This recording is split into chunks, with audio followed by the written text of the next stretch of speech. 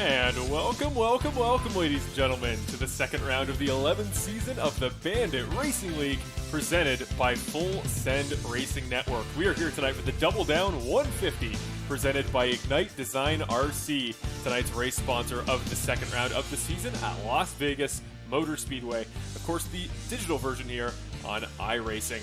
Well, it is a pleasure to be back here. We had our season opener last week at Daytona. It was a bundle of fun. It was a great finish that unfortunately did end under caution, but a great race, a well-deserved win, and we will talk plenty more about last week tonight as we go forward. But as always, we are also sponsored by Perfect Shine Auto Spa. Thank you to Kevin Foster and the entire GFR team for repping Perfect Shine Auto Spa, and thank you to David Lakey, tonight's sponsor, on behalf, once again, Ignite Design RC.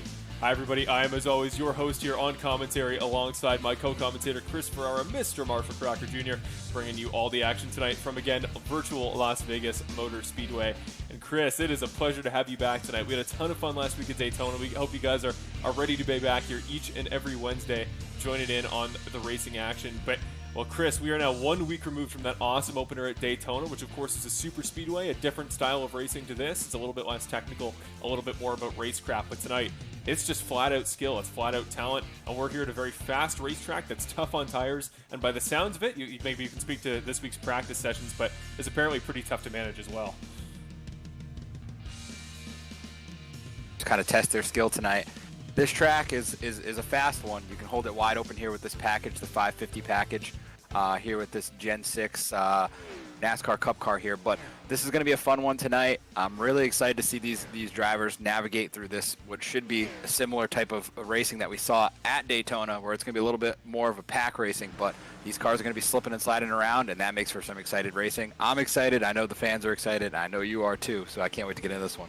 I'm always pumped for these races, especially these ones that I think are tracks that are going to be pretty competitive, are going to make for those iconic moments. You know, I think when we look back here in the Bandit Racing League to maybe Season 8 and Season 9, even Season 10 last year, you think of the iconic moments. You think of those close bumping and banging, close quarters moments where a car will slide up in front of another, and you get that really elbow-out style of racing, like the famous moment at Texas a few years back when we had Ricky Hart put it in the back bumper of Cody Welch for that win there, his most recent in the series, and I came at a very similar racetrack. And some of our iconic moments at Charlotte Oval, I remember, had some really great races a few years back. So this is a kind of track I think suits the Bandit Racing League really well. And the package tonight is actually going to be really interesting. We're running the 550 horsepower package that is somewhat controversial, I think you could say, in NASCAR circles, but definitely creates a very unique style of racing. So we'll talk again more about that as we go on tonight and what to expect. But before we get too far tonight, we'll talk a little bit about last week's race. Again, we have a recap, which we may save for a little ways into the race, but we also want to thank, as always, our sponsors here on the Bandit Racing League and our coverage of the Full Send Racing Network and our coverage of the Bandit Racing League. Just got to find our footage here. There's a lot to go over tonight, so we got a lot of stuff to display. Going to take me a moment to find it. There we go. There are all of our series partners, as always, here in the Bandit Racing League coverage from Full Send Racing Network. Thank you, as always, to iRacing and Apex Sim Racing, the two very different products, but in the same vein. Apex Sim Racing making all sorts of wheel bases, button boxes, racing wheels, all sorts of products under the sun. Go check out Apex Sim Racing and use the code in the link below the description to save 5% off your purchase. Of course, Perfect Shine Auto Spa as well. Track Cams are gourmets. They provide all of our custom cameras. EvanWallMedia.com for making our graphics package we use for these races. We got Butt Kicker as well. Make some great products to really enhance your sim racing experience. Add an extra layer of interactivity and a little bit of vibration, some bass shaking below your seat. It's a really cool product. Go check them out as well in the description below. And Moser Racing, one of the best premier wheels in all of sim racing. Our very own Bill Harkins uses one, and he has loved it. He was just talking to us pre-race about how much he's glad that he has such an awesome and premium product to work with. And if he's able to come away with the win tonight, then I'm sure we'll get a glowing endorsement there for that wheel, courtesy of Moser Racing. So thank you to all of our series sponsors that allow us to put these races on. Very quickly, before we go further as well, we're going to give you the track preview tonight here at Las Vegas Motor Speedway. Of course, a track that I think is decently well liked in the NASCAR community. It's of course a mile and a half, one of the more standard intermediate shaped tri-ovals in the NASCAR vein, but it was opened in 1971, is a speedway. It is 12 to 20 degrees of banking progressively as it goes through turns 1, 2, and eventually 3 and 4. Last year's winner, that is incorrect there on the graphic, my apologies. It was Benjamin Lacey, last year's winner, in the number 7 car. He, of course, runs again here tonight. So he's going to be no doubt one of the favorites here. Always fast, had 4 wins last year. One of them coming here at the 1.5 mile Las Vegas Motor Speedway. And there you go. We are ready to go. You see the shape there, and we are on the west side of the United States, moving across from the east side over in Florida last week. So, Chris, here we go tonight. That 550 package we talked about.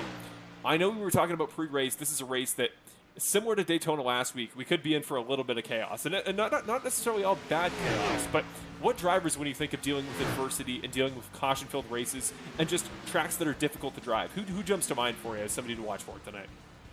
Well, I mean, I think we saw it a little bit last week.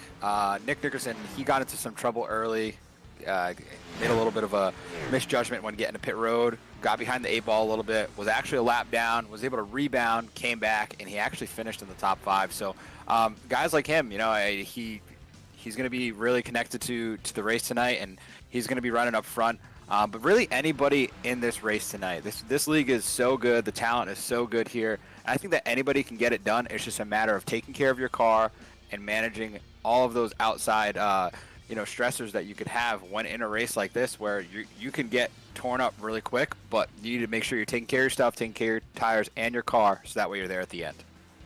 One other guy I want to talk about as well, one of our breakout stars of last week, and unfortunately because of a wreck towards the end of the race, maybe didn't get the recognition he deserved, but Mike Wright, the Greensboro, North Carolina native, had a great debut last week. I heard really glowing reviews from the other drivers around him in that race that were drafting with him, and apparently he was a pleasure to work with. Actually, race winner Ashley Lyle was one of those that was most vocal about that. So Mike Wright, the 14 car, it's going to be really fascinating to see how he adjusts to a more traditional racetrack, but he's a little bit off the times here in practice, but I think definitely going to be a guy we want to look out for. But I'm gonna throw it to you here, Chris, before we talk about our race sponsor tonight. We're going to start doing it as a weekly segment, but our proper race picks. If you had to pick anybody in the field, who are you going with for the race win tonight at Vegas?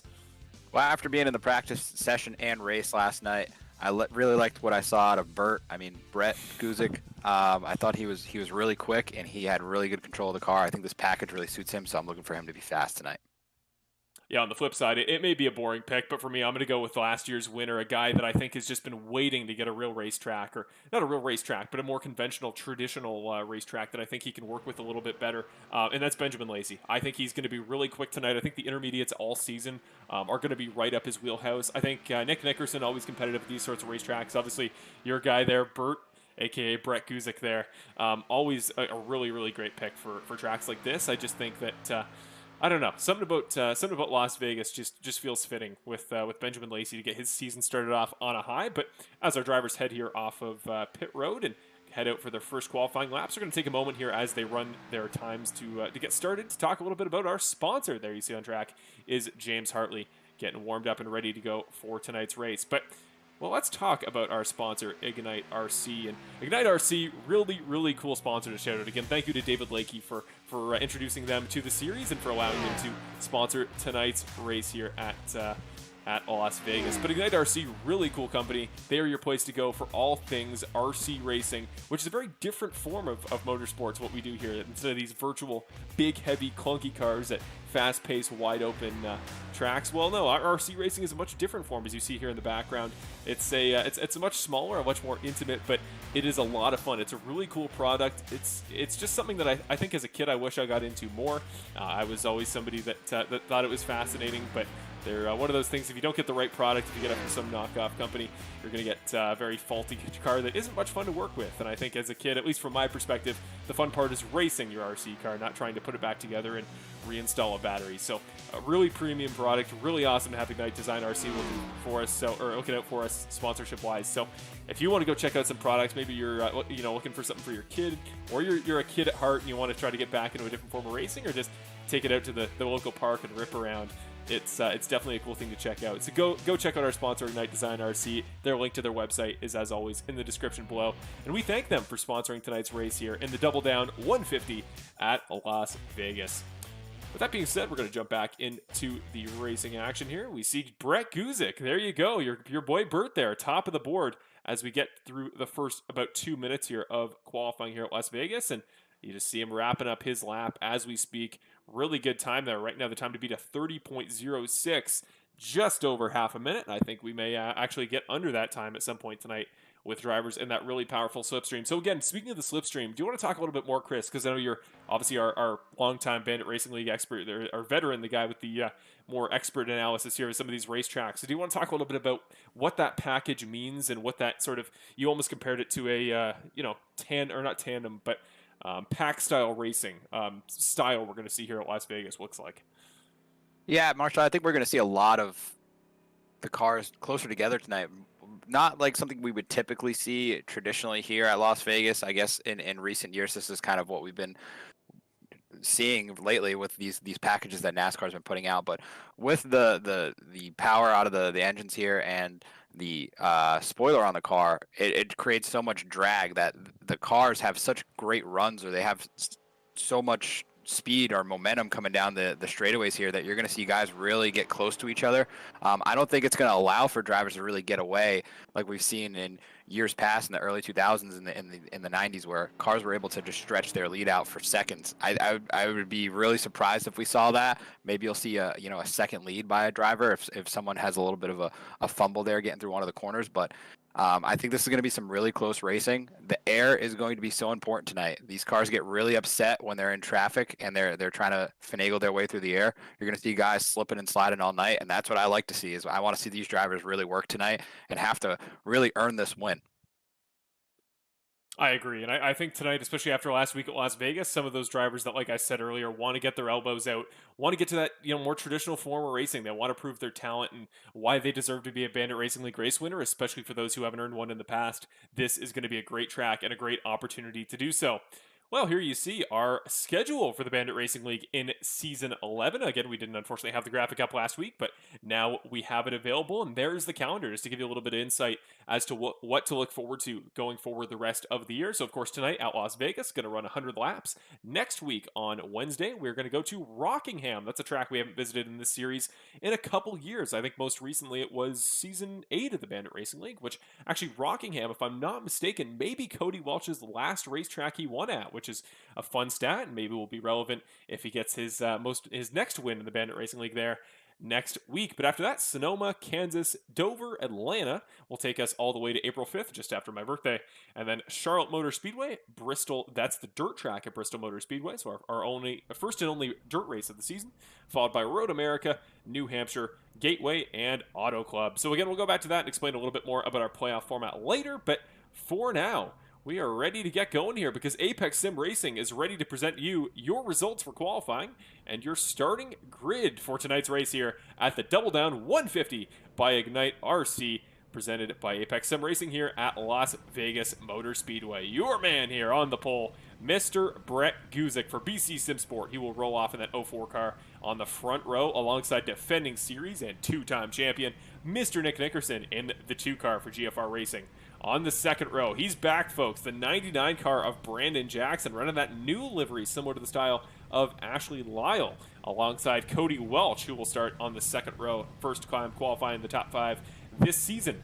Mark Allen Bivens will round out your top 5 with Keegan Clark to his outside, the 2 young drivers, one for, I believe, Young Guns Racing and one for JK Racing. Sean Britt starts in the 7th spot in the 98 car alongside Kevin Foster. On row number 5, we've got Ricky Hart Jr. rolling off alongside Ashley Lyle, who was last week's winner, of course, at Daytona, your first race winner on the season. Again, the very fast Mike Wright, he did improve there from practice into qualifying. He will come across the line in 11th. He will start on the inside of Benjamin Lacey, of course, last season's winner. My pick for tonight's race, less than a 10th off, but that is enough to be 12th in tonight's race. The 785 Racing driver will start in 12th.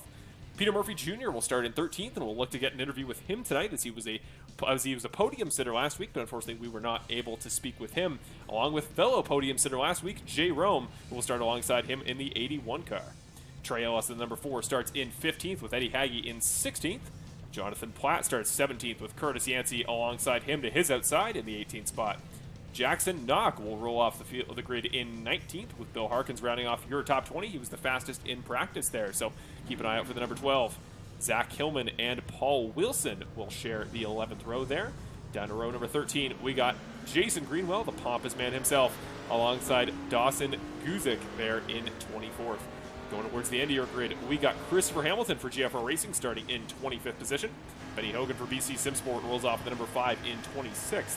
David Lakey in 27th starts alongside Nolan Gross, and thank you again, as obviously, to David Lakey, tonight's race sponsor, on behalf of Ignite RC. We got James Hartley in the number 6 starting in 29th. Hayden Paul rolls off 30th. Connor Gibson will start in 31st with Abhi Visavasam, I believe is the pronunciation, but we will work on it as the race goes on. He's making his debut tonight for Team Reckless, starting in 32nd. Dan Stein Jr., then Chad Elridge, Matt Crockett, Steve Ulrich, Hunter Henry, followed by Joel Wiggins, and Terry Condis will round off your field starting tonight's race. Joshua McQuiggan will cap off that list, but he does not appear to be on track as we speak. Here we go, Chris. We're getting ready to go. The Double Down 150 presented by Ignite RC. We're ready to go. I hope you guys are excited watching here at home, folks. We're going 100 laps to the finish to declare our second winner of Bandit Racing League Season 11. Or will it be another win for Ashley Lyle? She rolls off in the 10th spot. Don't count her out whatsoever. But we are waiting, we are waiting, we are waiting. And we are green. Guzik and Nickerson take the jump. And it's Nick getting a much better start there as Brett spins the tires here at Las Vegas. Gets the run to turn number 1. We're even down into 1 and 2. That's another thing you're going to want to keep on your eye on tonight is these restarts. It's a really tough restart zone because it is so late on the straightaway. But that is something you're going to want to keep your eye on as these cars get bunched up as we see them coming down here into turn 3. A great jump there for the 99 to Brandon Jackson, all the way to clear the number 2 car who falls back into third there through turns 1 and 2. Looks like, I don't mean to jinx it, we may go green through lap 1. And we have Brett Guzik from the point, leads the first lap, and will look to do so for 99 more. It's going to be interesting to see how long he can stay up front there. Like I was saying, the draft is so important here. We have the 99 car, Brandon Jackson, making his series debut tonight as we get a yellow. We do indeed. Our first of the race, keeping an eye there on the telemetry at the bottom. We see Christopher Hamilton somewhere on track, has gone around, looking a little ways further back. Yeah, the 15 car you see looking most certainly the wrong way here, as we also see that's the 25 car of Steve Ulrich involved, Nolan Gross, as well as Hayden Paul. A couple cars there trying to get back up to speed after that wreck. So, for the first time tonight, we are going to go to your Butt Kicker Racing replay and try to get a handle on what happened there to bring out your first caution of the night on lap number 2. Your Butt Kicker Racing replay. Here we go. We see Christopher Hamilton, the Tempe, Arizona native, watching the 12 of Bill Harkins get into and trying to get back up to speed here with paint schemes in the new season. So, we'll go back a little ways and look and see who was involved there more officially. So through turn number 1, you see Bill Harkins here on the top side. We'll try to get you a better view. This should be a little bit better. So the 12 car on the high side taps the wall. I think it looked like Jonathan Platt maybe checked up a little ways in front of him. Maybe that threw Bill off. And then the 86 car trying to get a handle on who that would have been. That was Paul Wilson there in that striped KeimChevy.com at number 86. So I'm curious, Chris, if you got a perspective on that. What you think kind of kicked that off and maybe why Bill got up high into the wall there? I think it might have just been the new tires. They're cold. Maybe just he hadn't run up there in practice. A little bit of loss of concentration ended up in the wall. But as you can see here with this replay is that once someone's wrecking here with these packs as tight as they are, everybody's going with them. So similar to Daytona, as we saw at the end of the race last week, it's tough. You're just kind of hoping that the seas part the right way and you can make your way through. But this is a good time to mention that Bandit Racing League rules this year in the first 15 laps, if you are the cause of a caution, if you do wreck somebody or you end up being the cause of the caution, you will be getting a drive-through penalty under green. So we will be keeping our eye on that for the first 15 laps here. I'm not sure if they're going to be counting yellows there, but at least for the first 15 laps of this race, if you do cause a caution, you will be taking a significant penalty at a track like this. And of course, that'll start inspiring all the debates about, whose fault a certain incident was, and that's where it becomes up to our awesome race control team. So, yeah, it's always a slippery slope here, trying to assign blame on wrecks like that, especially when sometimes it doesn't come down to poor decision making or over aggression. It's just little slips and lapses in judgment. So, unfortunate that it has to start that way, but we will see if any penalties are assigned by that new rule. With that, we're going to wait, and we're going to see if the lights on the pace car do not turn on here. We're going to go to your race recap for last week's race at Daytona, presented by Perfect Shine Auto Spa. That way, those of you that maybe didn't tune into last week's broadcast or maybe need a bit of a refresher as to what we saw last week to kick off the season, well, you can get one courtesy of our broadcast. The lights on the pace car are off, so we're going to wait for another restart. We have a little bit more time, but pretty decent start there, we had to say, for Brett Guzik, although it didn't look like it at the initial jump there, Chris. We saw him spin the tires, and it looked like that inside line almost checked up and kind of accordion back there a little bit, but he still got the better run. And I think maybe for some of our fans who don't know a ton about NASCAR, the new rules, maybe the restart zone and that process entirely may confuse some. So can you maybe explain quickly what that process looks like in the restart zone, and then what Brett needs to do to get good jumps tonight from that inside line? So the idea of the restart zone is to give the leader the control of the restart. So they don't necessarily go on the flag. However, if you were to wait in the restart zone box, as you'll see, it's a blue painted area on the front stretch. If you were to wait in that box for a certain period of time, the green flag will fly and everybody will go. But the leader is designated to have control, so you have to go when the leader goes. You cannot jump ahead of the leader. You have to stay at the same speed as him until he starts accelerating. So that I think evens the playing field just a little bit. However, the guys in second place, it's a little bit hard because you're not trying to lose your track position that you just work so hard for. So you do want to be aggressive, and it will create a little bit of a stack up, and you'll see that accordion effect throughout the field here. But, you know, it's going to be the name of the game all night. But here we go. We're going back to green flag racing, and we're going to see these cars go through the restart zone as Brett Guzik gets up through the gears pretty well here. He's rolling pretty good. I don't want him to get too far out in front because that's going to create that big stack up as these cars get this run coming out of turn 2. But here we go. We're back to green flag racing. Yeah, it looks like a much better jump there from Brett Guzik. I think the 04 car is going to be much happier with that and going to replicate that jump for the rest of the night. But here on the outside, Cody Welch getting a really good run off of turn number 2. He's right door-to-door with the number 2 car as we fly into turn number 3.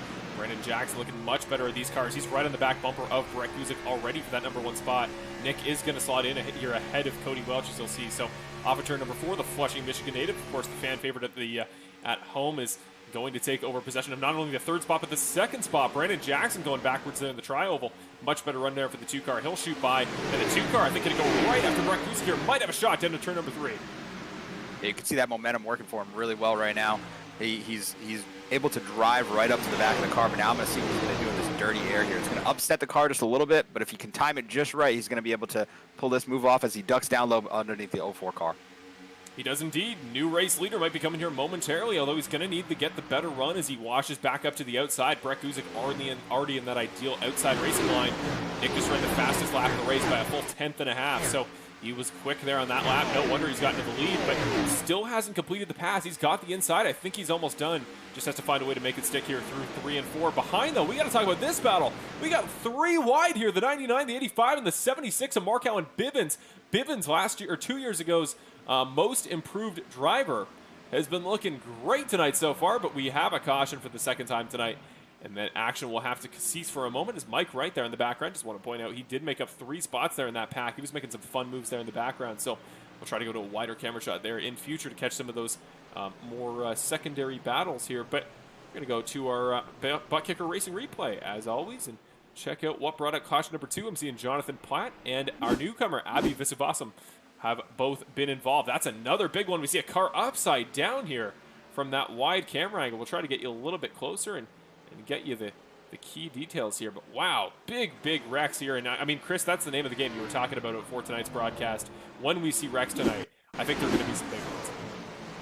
Yeah, that's pack racing for you. You don't, like I said, you don't really usually see it at a track like a mile and a half like this. But yeah, that's a big one. You know, that little bit of iRacing physics there, sending a car up into the fence. But yeah, you're going to see this all night. Cars getting upset in the air. Guys are just going to get a little bit loose, wash up. You're so close to the guy in front of you, and you don't really have the time to react, especially like when someone's just a little bit upset. You put a little bit more air on the back of their car. They're going around. So it's just so hard to react. It's a little bit different than a track like a Daytona or a Talladega where while you do have a larger area to react, these cars are just going to start slipping and sliding everywhere. You don't see that at Daytona. It's usually just someone bouncing off of each other. So it's going to make for an interesting night. I know we have a pretty good turnout so far. I hope you guys are enjoying the show. We probably have a long night ahead of us, but we're going to make the best of it. It's going to be fun. I think the end of this race is going to be fantastic. I think we're really shaping up for a Daytona-type finish. I don't know what you think, Marshall, but that's my prediction. We're going to have a battle right to the line, in my opinion. I'll do you one better. I think tonight we're going to get a finish under green would be nice. We unfortunately had to settle for a caution last week, but I think you're absolutely right. I think tonight is going to be one definitely worth it for those later stages. Once some of the guys who maybe not as comfortable, maybe a little bit more mistake prone here early on, once they get settled in, once they're a little bit more comfortable, then I think we'll be in for a really good race there late. Once it's just the guys that know what they're doing, we can get a good green flag stint there to cap it off, and I think that's when those great passes are going to happen. But we already saw there in that second stint just how much potential there is for high-speed competitive racing. Nick doing that crossover there in turns number 3 and 4 to get by Brett in pretty quick order here. So I think there's going to be a lot of potential for passes for the lead. Of course, fan favorites like Guzik, Jackson, Welch all up front. Same with Bivens. A lot of fun drivers. Of course, Kevin Foster looking for his first race win in about, I believe, 2 seasons. But he's had a couple podiums, and he's had quite a few top 5s in the past. So don't be surprised to see that number 8 car have a good finish tonight. But before we get too far, because the lights in the pace car are still on, meaning we have one more lap to go, we're going to go to your race recap presented by Perfect Shine Auto Spa and give you a rundown and a bit of a reminder as to what went down last week at Daytona.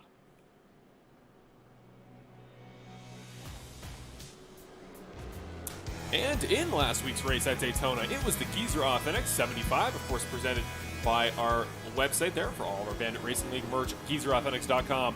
It was David Blakey getting the pole there alongside Brett Guzik on the front row. Brett getting 2 front row starts here so far this season.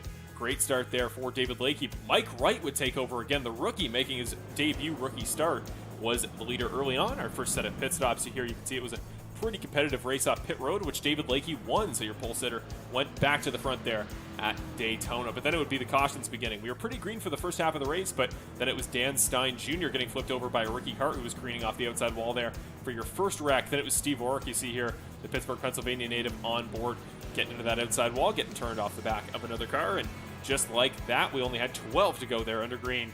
That's when Ashley Lyle took over. She and Nick Nickerson going back and forth, trading spots over and over.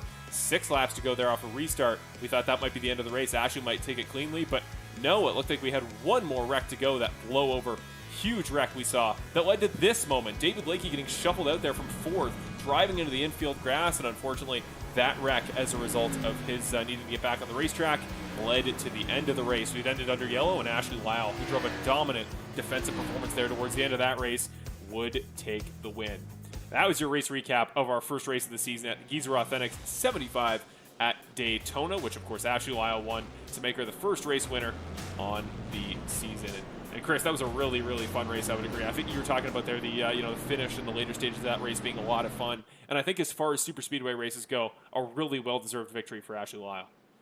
I couldn't agree with you more. She took control of that second half of the race, and she really showed that she deserved that win.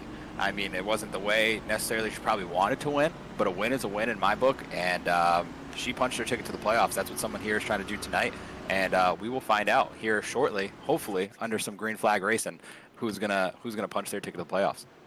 Yes, remember, if you make 11 of 13 starts here in the first 13 races of this season with the Bandit Racing League, then a win that you get throughout the regular season will immediately punch your ticket to the playoffs. So Ashley's already in if she can make those starts. Let's see who else can join him. And maybe Nick Nickerson's the guy. Don't know if he'll be able to run those full 11 races, but he's certainly going to go for that checkered flag tonight.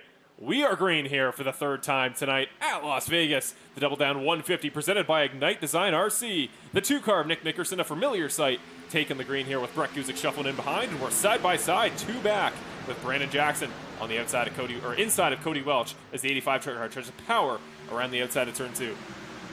I really like how the 2-car there decided to go a little bit later. As we see the 04 car dug into the inside, is going to make a move on Nickerson here. The 2-car really waited in that restart zone and kind of took the element of surprise to Brett there, but Brett was able to use that run to his benefit, and now he's back to the point.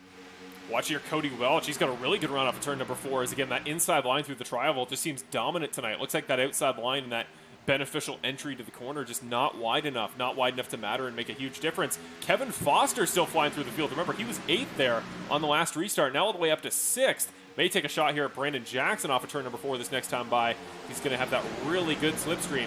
Brett Guzik back to the point here officially. He's about 2/10 clear of Nick Nickerson. And Cody Welch trying to go with him. The 85 car might finally make his way back up into the top 2 here.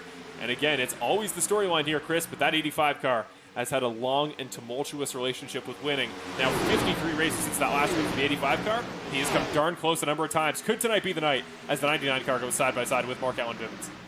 We got a long way to go to find out, but man, some of this is such great racing here. We got cars 2x2, sometimes 3 wide in these corners, man. You can't see this anywhere else. As we see the 2 car go to the inside of the 04, is he going to get the lead? We're going to find out. He is indeed going to get that better run again, once again through the tri-oval. If you can dip below that white line, it doesn't seem to make a huge difference because that turn 1 angle doesn't seem to be compromised. Mark Allen Bivens now comfortably into 3rd place there. Cody Welch going to try to peek his nose underneath for turn number 2. But again, Brett and Nick still side by side. We're coming up on lap traffic. That could be crucial here.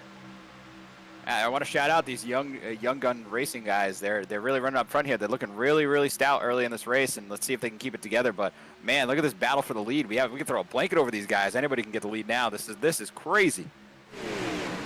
Absolutely insane racing here early on. Again, you see that lap car there as we see Keegan Clark pull out 3 wide there for a moment. Dips back in, and he'll tuck back into 7th position. But that, yeah, as you were saying, that 74 car for Young Guns Racing looking really good early on.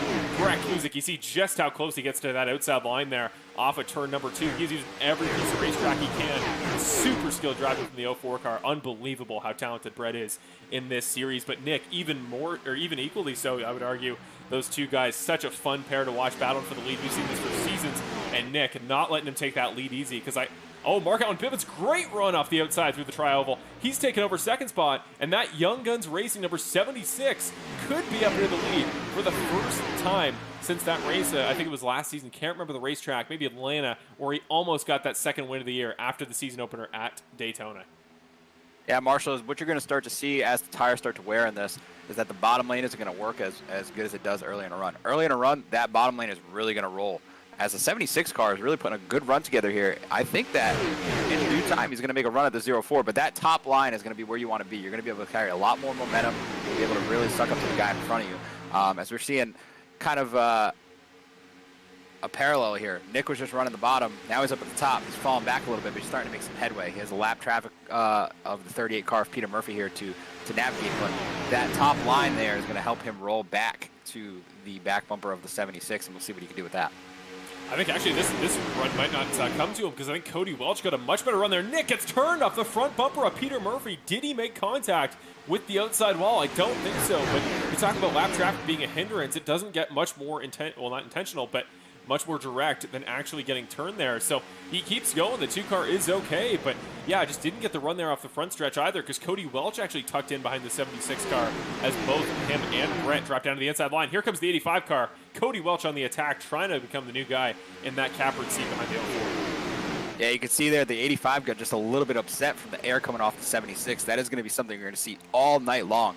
You're really going to want to stick the nose in there and try to upset the guy in front of you. This is going to really benefit the 85 car here, I think. Unless the 2 car gets to the back bumper of the 76, I think the 85 car is going to be able to take it out of the corner here just because he's going to have the ability to put a little bit of air on that 76. It's going to upset his car. We're going to find out coming to the line here, but this 76 car is looking really good. He is all over the back bumper of that 04 car, applying the pressure to Burton. Welcome to the top 5 here, Mr. Mike Wright. Again, I was talking about him pre-race. Looked really good at Daytona. Led a whole bunch of laps, and that 14 car is now in the equation with Benjamin Lacey. Don't forget my race pick, and that 7 car very quietly up from 12th all the way to 6th here. He's in the conversation here for this battle for the race lead. Just incredible racing here at the start of tonight's race, Chris. We couldn't have asked for any better. And now about 12 laps into this stint, hopefully we can keep this green flag racing going because it has been fun watching Brett take on basically all challengers here. Yeah, this is what I want to see. I want to see these guys racing tonight. I don't want to see them eye-pacing, as we call it. I want to see them racing because this is sure entertaining. But I do want to hear from you guys in the chat. How many cautions do you think we're going to have tonight? We've already seen a couple. We're seeing these guys getting pretty racy, and you can see this racing is a little bit wild. The cars are slipping and sliding. I want to see it in the chat. How many cautions do you think we're going to have by the end of the night?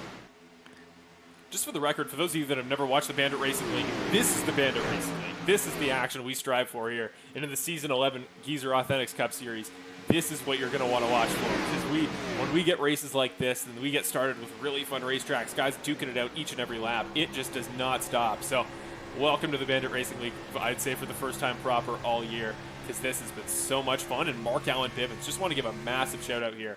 He's still up there. I know he's one of those names that I consider him definitely in that top 10 guys that can week in, week out come in and put on great performances. But, you talk about a guy, Chris, he only gets better with each passing week. Not even just each passing season, each passing week. And that 76 car tonight has not left the top 10, even the top 5, basically once this entire race. He's looking great. Yeah, we got to give credit where credit's due. He's really developed over the past couple seasons, and he's doing a lot on and off the sim. He does some real life racing as well, and I've been seeing him post some pictures of some trophies here. So yeah, he's doing a really great job. But man, I do have to say, this top 10 is absolutely insane. There we have 3 wide, 2 wide, all over the place, and these guys can't get away from each other. I mean, this is nuts. Look at Lacey here going for P2.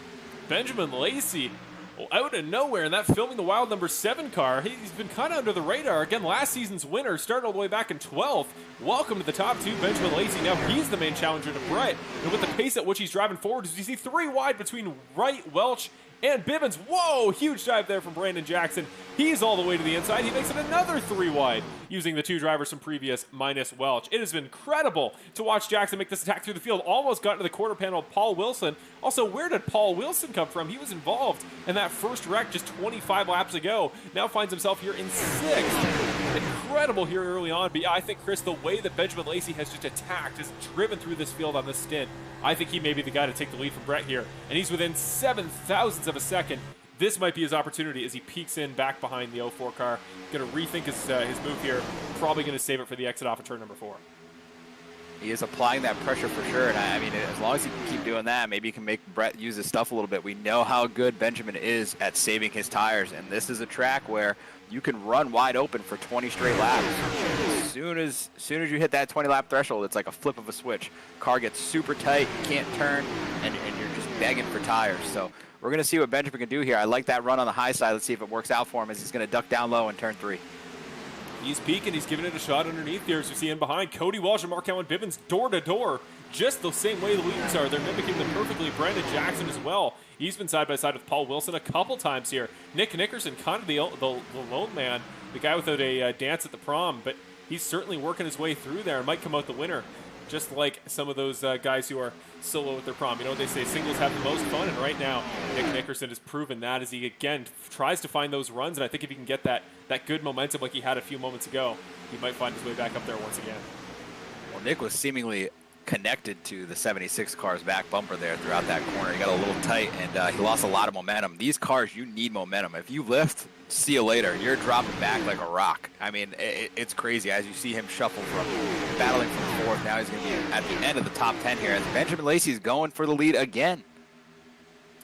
Yeah, I'm sure there's most proms, I'm sure, don't allow bumpers connecting, I would say, to a certainly lengthy extent. But here we go. Brett Guzik and Benjamin Lacey here. Back to the 7 and the 04 battle. This is a battle that I think we saw surprisingly few times last year, despite, I think, a combined 7 wins between the 2 drivers in season number 10. Off of turn number 4. Once again, it's going to be Brett Guzik. But now Cody Welsh, where the heck did he come from? That was such a cool camera angle. Man, thank you to Track Camps and Gourmets. That one actually scared me, watching the cars come by at such a ferocious pace. Here comes the 85 car.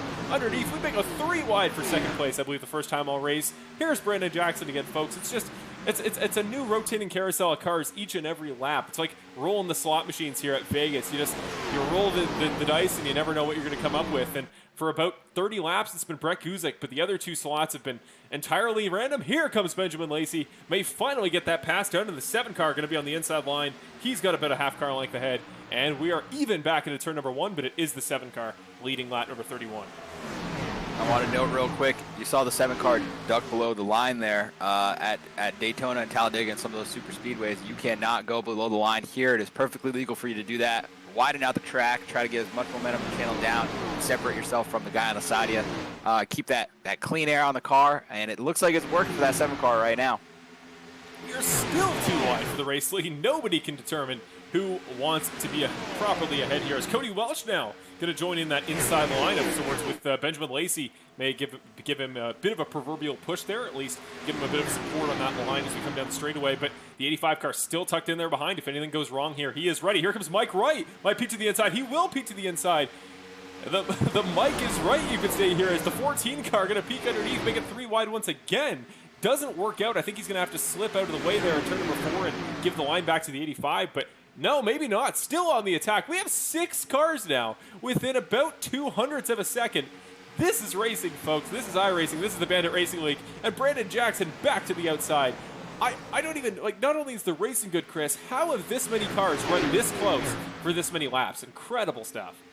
This just shows you the talent of the Bandit Racing League. This is some tough stuff to keep it together for this long, going full out. I mean, you just saw Brandon Jackson try to send it in there for the lead. Oh, Marco Bivens 76 is going around. Saves it, does he? No, the 5 car of Hogan piles in there. The 74 car goes spinning as well, and finally that green flag stint comes to an end, and we will probably see cautions here under yellow. I was just about to start talking about that green flag stint, but Mark Allen Bivens, what a shame, was having such a good run there. That 76 car was up in the top 5 there for the better part of 20 laps straight, probably the only driver besides Brett Guzik to have that fact be true. So going to go, as always, to your butt kicker racing replay and see how that got started, but just a real shame to see him have to go around there like that.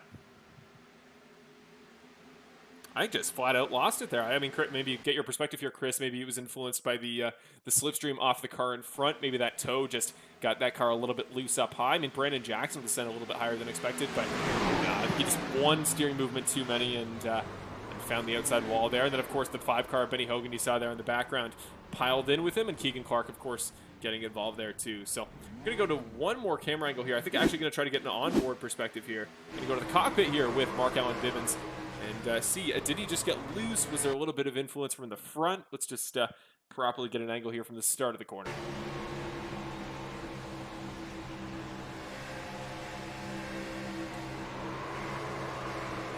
Well, that was weird. So if you look at the front hood there, from the cockpit perspective, you can see the front, sort of front left side of the the hood assembly gets popped up there right as he starts to go around, implying there was contact made, but you don't see any on the replay. So I'm thinking must have been a case of netcode or something like that. Maybe Chris, curious to get your perspective. Yeah, that's certainly what it looks like. I mean, at a glance, it looks like maybe he just lost it in the air a little bit, but it does look like possibly a little bit of netcode here in the sim racing world. That is just the connectivity between the 2 cars on the server here, just saying that cars were closer than they actually appear. It's an unfortunate part of sim racing, but nonetheless, it is a part of sim racing, and he will be back. He will have his fast repair, but in the midst of all that, we had some yellow flag pit stops here. It looks like everything kind of sorted out the same way that they came on to pit road with. So that will shake things up a little bit here. I don't know if anybody stayed out, but yeah, we had some pit stops. Brett Guzik's going to retain the lead here, it looks like. Maybe not. I don't know if Bill Harkins is going to stay out on older tires. That would definitely make things interesting. I will tell you something. At this track, with the speeds that you're running, guys on fresh tires that can hold this thing wide open, which is going to be like you're driving on ice for the first lap, let me tell you. Guys that can hold it wide open to guys that have to lift in the corner, that is going to make for a serious problem. So I don't know if these guys do need a pit. I kind of hope they don't. I kind of want them to stay out because I want to see these guys have to navigate it. But nonetheless, I do want to go back to racing. But yeah, as far as Bivens, that's just an unfortunate set of circumstances there. But he does have a fast repair. He will be back. He looked really fast. The whole Young Guns racing group looked really fast. So I'm sure they'll be back up front shortly. Yeah, I've been really impressed with those younger drivers and how they adapted to that close quarters, close pack style of racing. I think it's one thing as a young driver to hop in the sim, run 1,000 laps. You don't have a job. You got the free time. You got time to go out there and just run as many laps as you want. Get used to the racetrack. But it's a whole other thing to, in a race, try to utilize that racecraft. Try to learn how to battle in close quarters and not get in the way of other drivers, but also run confidently and run, assuming you're not going to get in a wreck. And that's what I think we just saw from some of these younger drivers is they belong there. They didn't look out of place. They didn't look like they were causing trouble, especially Mark Allen Bivens looked arguably a little bit more stable than some of those longtime veterans. So great to see that they have that additional layer. And again, that's why I'd put our young drivers up here in the Bandit Racing League with that of pretty much any league I've ever watched, is because they are so consistently able to fit into the pack and not cause trouble, and then just be really, really darn fast. Mark Allen Bivens, again, almost won that race last season at, I wish I could remember the mid-range track. Bonus points there in the broadcast chat down below if anybody can remember what race I'm referring to. But no, Mark Allen Bivens has been really quick in the past, and Keegan Clark there was up there most of that first 10 to 15 laps of that stint. Of course, did get involved in that caution we just saw a moment ago, but was looking really, really good here. Perhaps not one of the younger drivers in the series, but perhaps one of the veterans with, again, a really good pedigree behind him. Cody Welch, we see him live on Skype there. That beautiful beard is serving him well, and one of my favorite driver portraits here in the series, tucked in the corner of his display there, his graphic down below. Really funny guy. Love Cody Welch, the 85 car. will roll off here in the backside of the top 5 here on this next restart, as Brett Guzik once again will take us along with Benjamin Lacey to the next race restart in just half a lap.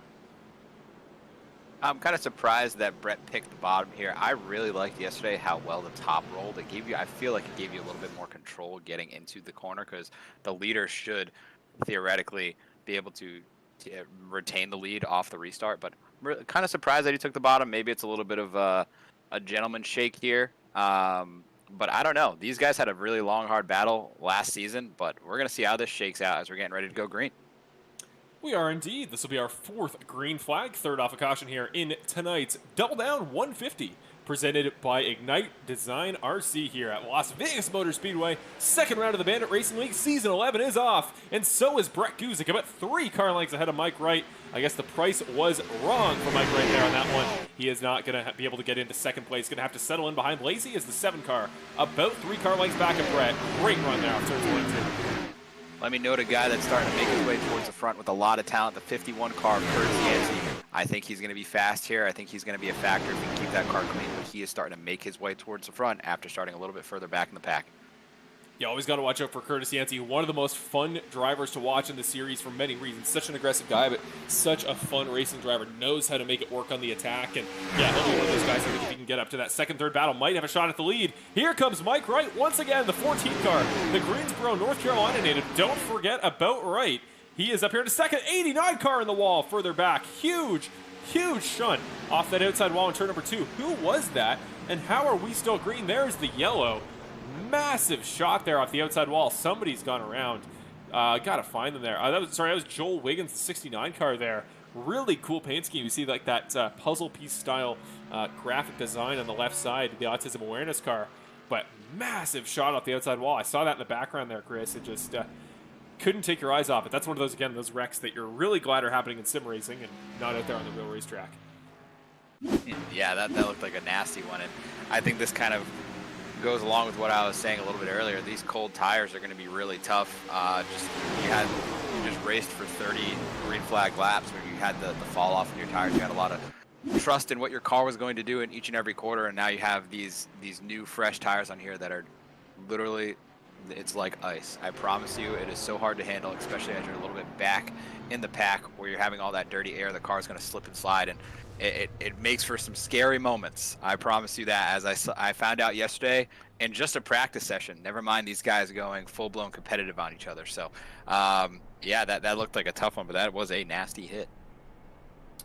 Well, if there's any driver I don't want to see with no engine having to get pushed back to the pits by another car, that's the 54, I believe, of Hayden Paul.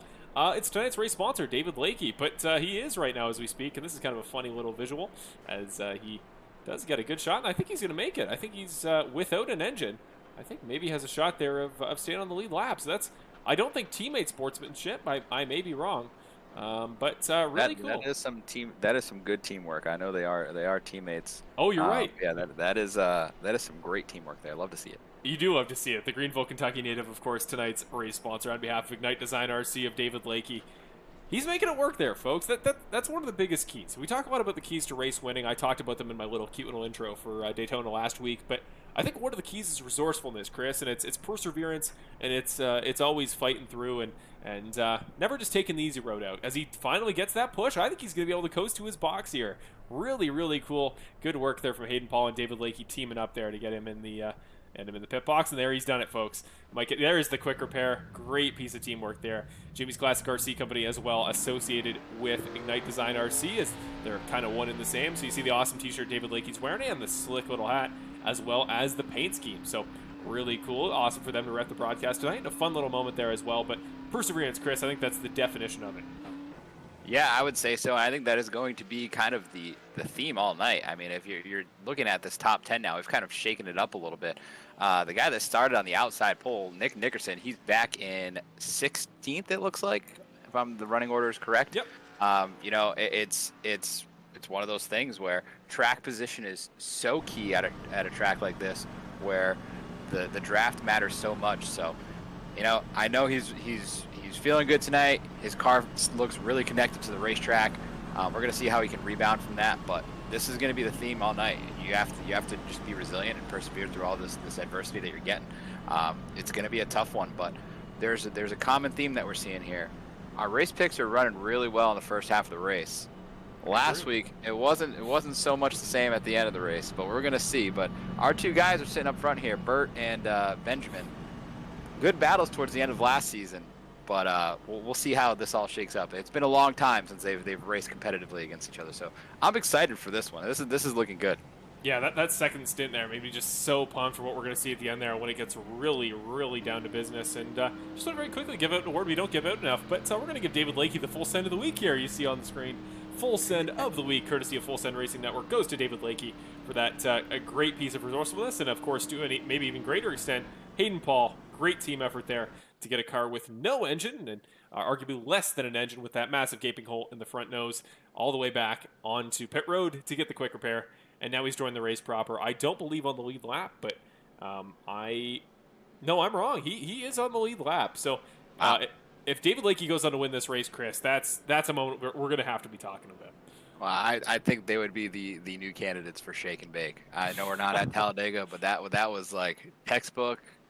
I'm going to start calling David Ricky Bobby here. So I know we have a Ricky Bobby, but not quite the same. But yeah, I mean, this is gonna be good. I think David can get back up there. He showed a really good performance last week. He's looked really fast all night long. I know we haven't seen him up towards the front, but all you need is a couple things to go your way, and you're right there. So we're gonna see how this all shakes up as we're getting ready to go back to green flag racing. We are indeed. We're getting doubled up, stacked up, ready to go. Mike Wright, Brandon Jackson, Cody Welch, and Paul Wilson will roll off in the second and third rows. We never want to give solely attention to the front row because I'm sure we'll be talking about them plenty there in the restart. So you see the rest of the top 10, Yancey, Sean Britt, Trey Ellis, and Joshua McQuiggan going to round out your top 10 on this restart. And I think one of the forgotten duos, I would say, of the movie Talladega Nights, also Walker and Texas Ranger, Will Ferrell's character's two sons, Ricky Bobby. Definitely names that I will be considering for my child. I love the idea of a multi-word name, especially one that is a common word. I think a good name for your child should always be a valid word in a game like Boggle, a word that is not proper, but is common use and would be found in the dictionary. So be sure to name me come up with some ideas for my future child's name that would be eligible in a game of Boggle. With that, we're going to go back to racing as we see Brett Guzik and Benjamin Lacey roll off in the front row, and once again, Brett getting a Texas-sized gap ahead to Mike Wright, 3/10. Oh my goodness, we are 3 wide. Who is that? That's Paul Wilson again. Paul Wilson has had a very busy first couple laps here, but he saves it. The 86 car momentarily off the racetrack in the trial. Well, gets it saved, and we'll resettle in back in 19th here. Going 3 wide with Steve Orrick and Keegan Clark, who's trying to fight his way back through somebody. I think it was Dan Stein Jr. opting to go back to the inside line. So we are 4 wide here for a moment, back for 23rd. That's right, there's racing all throughout the field here, but Mike Wright and Brett Guzik going to be the battle for second. Where on earth did Benjamin Lacey go, Chris? I don't know if you caught that. Oh, I caught that. There was a bump gone wrong, and Benjamin Lacey was on the wrong end of it. As you see this 2-car breakaway for the lead here. Yeah, that was a bad bump to the back bumper of the 7 car, and he went around through the infield grass. Let's see if he'll be able to recover from that, but that was a single-car wreck, and it did not end well for the 7 car of Benjamin Lacey. I'm going to go back here and see if we can get a replay courtesy of Butt Kicker there for that little incident that put Benjamin Lacey all the way back in the field, but here we go, a little ways further forward. We see Mike Wright, again, all over that back bumper of Brett Guzik, trying to find an opportunity, and you are exactly right there, Chris. This is a breakaway, half a second clear of Cody Walsh there back in third. Joshua McQuiggan, he was 10th a moment ago, now he's 4th. The 29 car has found a second life here, I believe pitted on the same lap as these drivers, so he is just genuinely up here on merit. As again, Mike Wright creeping up on the back bumper once again, but these guys have made up a full 2 tenths here, and turns 3 and 4, McQuiggan and Welch might be the guys to watch out here for in just a moment. Shades of the car of tomorrow at Super Speedway. We're having a 2-car tandem as Mike Wright goes for the lead on Brett Guzik. He does indeed. Here we come off of turn number 4 or turn number 2. He's got him. Mike Wright just confidently powering his way off of turn number 2 so fast. Almost didn't catch it, but we managed to get there in time. Mike Wright, welcome to the race lead, your 3rd leader of the race after Guzik, and I believe there for a couple laps at the start, Nick Nickerson. So 3rd race leader of the race, and he is the rookie, the guy that led the considerable portion of the early half of Daytona that unfortunately got caught in a race or a wreck about mid-race. Didn't come home for the win then. Might find a way to do it now. The Greensboro, North Carolina native, a rookie to the series and only his 2nd race. He leads the field. They are in his control, and he's got a fairly large gap compared to the 10 cars in about 400ths of a second sort of pack we were in that second stint. He's broken him away a little bit here, which is kind of surprising. I expected Brett to close the gap here, as I think he will do in turns 1 and 2. But as I saw him going down the back straightaway, he was breaking the draft from the 04 car. And we're seeing the 04 start to fall back to the 85 and 29. These guys are going to want to kind of line up and work together to get back to the lead car here, as they should do very easily. But if they battle side by side, that 14 car of Mike Wright is going to be able to run away with it. There was something perfectly beautiful about the fact, as you were saying, that Nick Nickerson jumped on the inside of Brandon Jackson through 3 and 4 and threw it under to get the pass done. So I think you're right. I think they want to get packed up here, want to get in a bit of a line and work their way back forward. But I think Nick wants to be the guy in control, wants to be at the front of that pack. So he is going to take that opportunity to slip by as Brandon Jackson back there on the inside. Nick's looking really, really great here in these battles. He's looking comfortable, but maybe sometimes in the attack it's a little bit hesitant about mid-corner. It seems like part of him wants to back out and take the conservative play, but part of him is gung-ho for the win, especially because he's running that part-time schedule. But, if Nick has some issues tonight running in a pack, could be down to his lack of practice. I hear there was a shenanigans with the session that I won't mention. But back to the front here, Mike Wright still leading over Brett Guzik, and Joshua McQuiggan has not backed off. That 29 car looking fast. But, Nick, can you speak at all to Nick's woes there, Chris?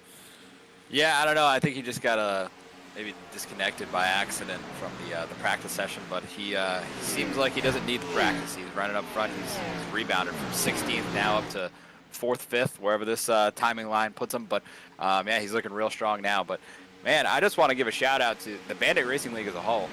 We have a rookie here in Mike Wright leading this race. I mean, that just shows you the kind of talent we have. We have past champions hounding him for the lead, and we bring in some new talent here, and he is putting on a show. So kudos to you, Mike Wright, giving you your time to shine here, and I hope you make it count. Well, he's still making it count as of lap 53, only 47 to go here at Las Vegas, and that 14 car is holding that 2/10 gap, but about exactly where it is. That gap has not shrunken whatsoever. So Joshua McQuiggan, I guess, is going to say, okay, move aside Brett Guzik. I'm the one to go after the 14 car. 29 going to sneak under the inside line, and now I think with Benjamin Lacy dropping out there off the start, and that little mini wreck he had at the start of the segment, which again, still trying to go back there and find for you guys in the Butt Kicker Racing replay. We've definitely separated out here, Chris, as we see the 29 car back under the 04, but that top 5 from Wright, McQuiggan, Guzik, Nickerson down to Britt has broken away. There is really no competition back to Cody Welch at the front of that second pack, as we get a 5th caution of the day. Well, that is not what Mike Wright wanted to see. I think he was enjoying that lead and the field being stretched out. This is going to apply some pressure to him, but nonetheless, we're going to restack the field and get back after it, as I'm trying to get my eyes on this wreck, but I'll let you do what you do best, Marshall. Will do. Going to the Butt Kicker Racing replay as always. The 30. Oh, okay. I was looking at the wrong car there. I was watching the guys come through the corner, and all of a sudden Steve Orange is parked in the middle of the corner and gets run into at 120 miles an hour. So let's go back a little ways here and see what happened to the 25 car as we see. Oh, I think we have another netcode situation for the second time tonight. Looks like these guys with maybe connections on the East Coast having enough time getting all the way out here to Vegas. As we see yet again a car blinking there. I think it was Greenwell that kicked that all off. So you can even see in the replay here as it glitches. That is not the broadcast. That is the 83's connection to the server. He actually just pile drove it into turn number 3. He lost connection right there. Yeah, I think the 83 car just completely lost connection because he's trying to drift it left. Cannot going to stay in the session. He drifts it into the inside wall, back up, and catches a couple cars. And I think that's what kicked all the chaos off. And then a massive shunt from the, what car was that? That was the 08 car, who essentially used the 25 as a brake there. So huge wreck that I think was just kicked off. Unfortunately, the worst way you'll ever have a wreck happen on iRacing due to tech issues. Yeah, I mean, I think the connectivity issues that we've seen here are a little bit worse than what Nick Nickerson experienced last night. I think that was just by accident, but that's a terrible blow for a guy like the pompous Mr. Jason Greenwell. He's putting a lot of practice, and I like to see him run up front. I like to talk about him because then we get to make the jokes of how pompous he is. It's just an inside joke. We don't speak poorly on our friend there, Jason Greenwell. But Yeah, no, that's a tough break, and that's another part of sim racing as we went over the net code. You know, these connectivity issues. It, it's a bad part of it, but nonetheless, we will keep on racing tonight. Yeah, I don't think we'd be doing the inside joke if we thought Jason Greenwell was anything less than probably the nicest and most humble guy here in the Bandit Racing League, which is what makes the pompous nickname here and all the way back in season number 9 so funny. Because for those of you that don't have reference, I very poorly worded a comment there about Jason Greenwell a few years in the past and tried to attempt to say that he wasn't pompous in an interview with the man himself, and went on to call him just that. So. It's stuck. We love Jason Greenwell, all the love in the world. I want to make sure at the start of every year when maybe we have a newer audience, some new fans joining us here on Wednesdays, that we clarify that we don't disparage any driver in the Bandit Racing League, but certainly not a guy as nice as the driver of the 83, Jason Greenwell, who unfortunately, due to internet connectivity issues, will cause caution number 5 here tonight. But very quickly, before we go further in tonight's race and we get back up to green here, again, I want to talk about our sponsor, Ignite Design RC. As always, we thank them for sponsoring tonight's race here in the Double Down 150 at Las Vegas Motor Speedway. Of course, really cool products, as always, in the description down below for RC. This really great video you see in the background. To get a bit of context, it's not only what the communities can be like, whether you're up here north of the border in Canada or down in the American Southwest, East, there's always a community for stuff like this. And I know RC Racing, one of the biggest communities out there, so really cool that David Lakey and Hayden Paul can expose us to that sort of different community, different style of racing, as RC Racing is one of the best ways, I think, even for younger kids to understand the dynamics of racing, though they are very torquey, very comparatively high horsepower compared to the weight styles of cars. But as well, Jimmy's Classic RC as well. They are connected, one and the same as a brand. So we want to give a shout out to them, and also a shout out on behalf of the owner of both Jimmy's Classic RC and Ignite Design, team sponsor Jimmy Woodley, on behalf of both, again, Hayden Paul and David Lakey, who put on that great display of teamwork there a couple laps back, you know, putting themselves side by side and bumping one another. Well, essentially just Hayden bumping David all the way back to the pits to get that quick repair earlier. That is one of my favorite Bandit Racing League moments, because it not only describes the resourcefulness of our drivers, but also the teamwork and the sportsmanship and the camaraderie we see here in the Bandit Racing League. And I think that's, I think you would say, Chris, why we love doing this week after week, besides just the great racing. Seeing guys like Jackson Knock in the 00 car working their way up through the field, really likable, especially young drivers, young and old, veterans and newcomers, mixing it up, and just a really fun community here in the Bandit Racing League. Yeah, I couldn't agree with you more. This is probably one of the best places to be. Not only do you have a good group of guys that, you know, we've grown to be internet friends with, but this is just for some good old-fashioned racing. As we're getting ready to go back to green flag racing. We'll see what the 04 car of Bert Guzik can do against the 14 car of Mike Wright, as we've restacked the field here. The 51 car has been looking really racy. The 2 cars back up front. I don't want to say his name, but I'm gonna. The 1 car of Ricky Hart Jr. is back, so we're going to see here. I'm excited for this one as we're going in the second half of this race. Here we go. The 14, the 04 car. This is a really cool camera angle we're getting here off of turn number 4, but we are ready to go for our 5th restart, 6th overall green flag of the night.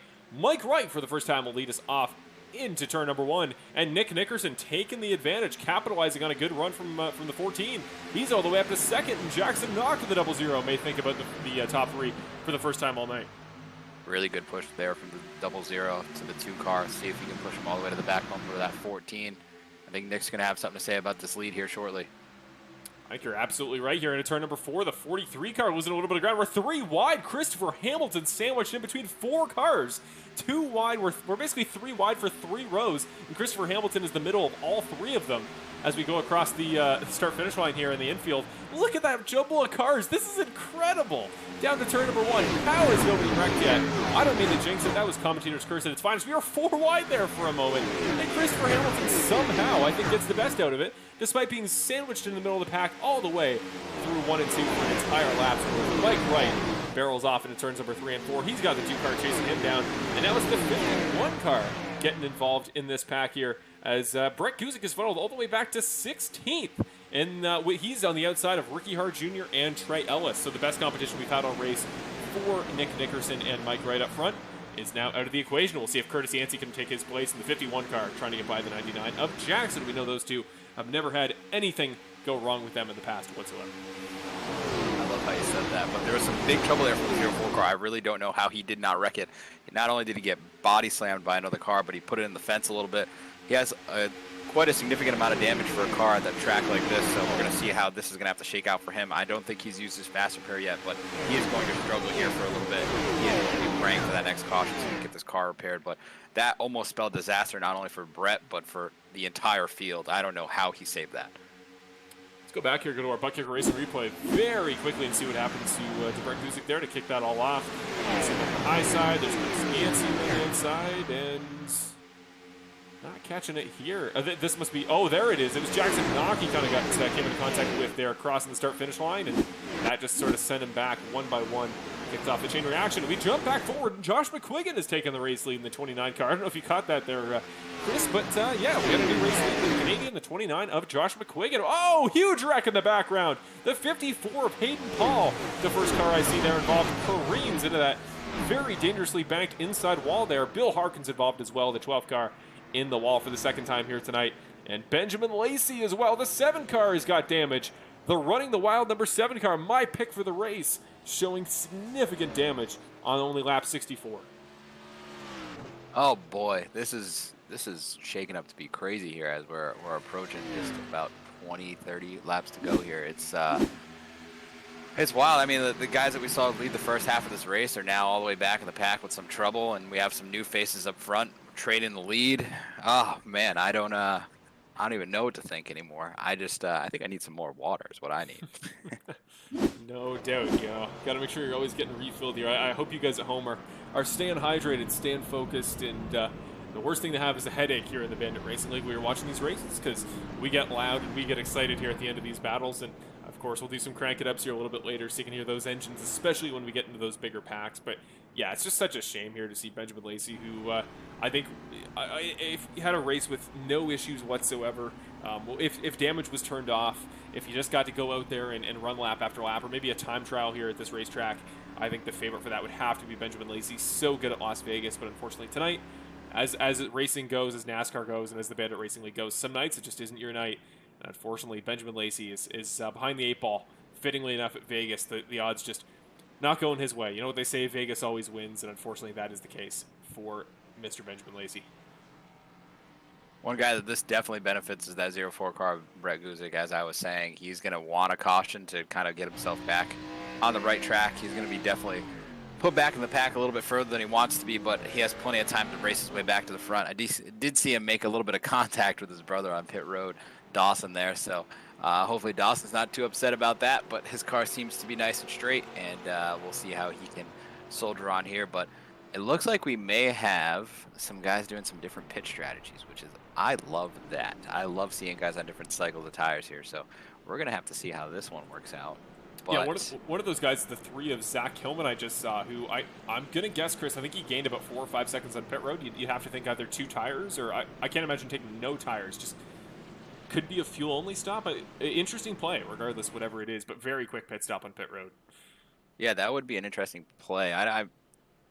That's tough taking 2 tires here, especially when guys are going to be on 4. I feel like there's, I don't know, did the 9 of Hunter Henry stay out? He did. He is the race leader. Okay, so that is going to be a fun one. I'm not sure. I don't know if you have the graphic or the telemetry to tell us here when the last time he pitted, but that would be an interesting set of circumstances here if he's on an older set of tires where we have a bunch of guys on newer tires here. But this is a whole new group up front now, except for Cody Welch here. You have Josh McQuiggan, who was the leader coming to the yellow flag. He is back there in what seems to be 5th place, barring there's no other cars that are mixed in there that are a lap down or need to be cycled by the pace car here. But we've shaken it up. We have a whole new top 10. I'm liking it. I don't know if you're liking it. I'm loving it. This is what I like to see, is a whole bunch of guys that want their chance to punch their ticket to the playoffs. This would get me excited. If I'm in the race car, you have an opportunity in front of you. The bank is open, and I'm ready to cash a check. I know I say that a lot, but it's time to do some check cashing. Well, to get you that info you're looking for there, Chris, we got 10 laps has been the gap since the last pit stop for both Henry, Welch, Ellis, and Paul Wilson there, your top 4. Joshua McQueen, who just pitted after only 9 laps, is your first driver to pit for a fresh set of tires here, or at least a fresh set of fuel. So I'm assuming they're thinking, we just had a question in the chat about it a moment ago, I'm assuming they think they can go to the end if they're pitting now for just fuel solely and no tires. So, yeah, I'm going to guess that's about the strategy going forward. I would have to think McQuiggan took tires there, which I think is why he lost some spots. But if it is true, if Joshua McQuiggan does indeed have tires to go to the end and the fuel to do so, this race could be in the palm of his hand. It could absolutely be his to lose at this point. But yeah, that's the lay of the land. Looks like Hunter Henry, Cody Welch, Trey Ellis, and Paul Wilson all on the off strategy. Going to need to make one more stop before the end of the race. Yeah, I mean, certainly with the amount of cautions that we've been getting, you could bank on possibly just rolling it through the caution laps here to try and save some fuel. But I wouldn't be too upset if I was showing a little bit short on my calculations right now, just seeing how many cautions we've had. But what I would certainly be excited for is this brand new top 10, as I was just saying. We have some fast drivers outside of the top 10. We have some guys on older tires. That 10-lap difference on those tires is going to make a difference. I promise you that. It will make a difference. They are not going to get going as well as the guys on newer tires will, and certainly through the corners, you're going to see the speed difference. So this is going to shake up to be exciting, I think. You're going to see some really fast guys that have been up front all night, want to get back to the front, and you're going to see some guys that want to stay up front, not on the same set of rubber here. So I'm going to shut up and let you take us to green. I'm excited. I'm pumped as well, and the real question is going to be, how can Hunter Henry lead this field his first time all race on older tires? Still only 10 laps old, but that is older than the guys behind him. Green flag for Hunter Henry, the 9 car for the first time tonight. That Ford Performance number 9 takes the field to green ahead of Welch, Ellis, and Joshua McQuiggan. Already moving forward, that 29 car wasting no time, moving his way up to P3 by turn number 1. I like what I see out of that 29 car. Get aggressive. You know you have the tire advantage. Get ahead of these guys. Put some guys with older tires in between you and try to get this lead as fast as you can. Joshua McQuiggan peeking on the back bumper of Cody Welch. We know he was fast early, but again, he's on that older tire strategy. Going to want to hold him up as much as he can, but he may have trouble doing so. We see kind of a wall forming here. The 9 and the 85 going to go side by side. The 9 ducks out, but the 85 car there still forming up as a threat. This is on board with Joshua McQuiggan into turn number 1. The 85 car right to that inside line. He's going to force the 29 car to go around him, but with that tire advantage for the 29 car, I think he can put it wherever on the track he needs to get by. No troubles, presumably, for the 29 car. There goes McQuiggan. And there you go. Cody Welch did his very best there defensively to hold him off, but 10 laps of tires here, folks, is the difference between going basically flat out all the way around and having to move that gas pedal just a little bit and slowing yourself up. But the 85 car still fighting back. This isn't over, Chris. It is certainly not. Cody's not going to make it easy for him. We've talked about it so much, how hungry he is for him. He knows that if he can just hang on to him and make him use up his stuff, it could play back into his favor. But as these guys are battling out, the rest of the field is starting to catch right back up. The longer you're side by side with somebody, the worse it gets for you. So they're going to have some company here real quick. Cross the line here. Now 30 laps to go at Las Vegas. We go green at the end. That could be about 15 minutes. So buckle your seatbelts here, ladies and gentlemen. We are about to have a fun ride to the end, and Cody Welch not giving up still.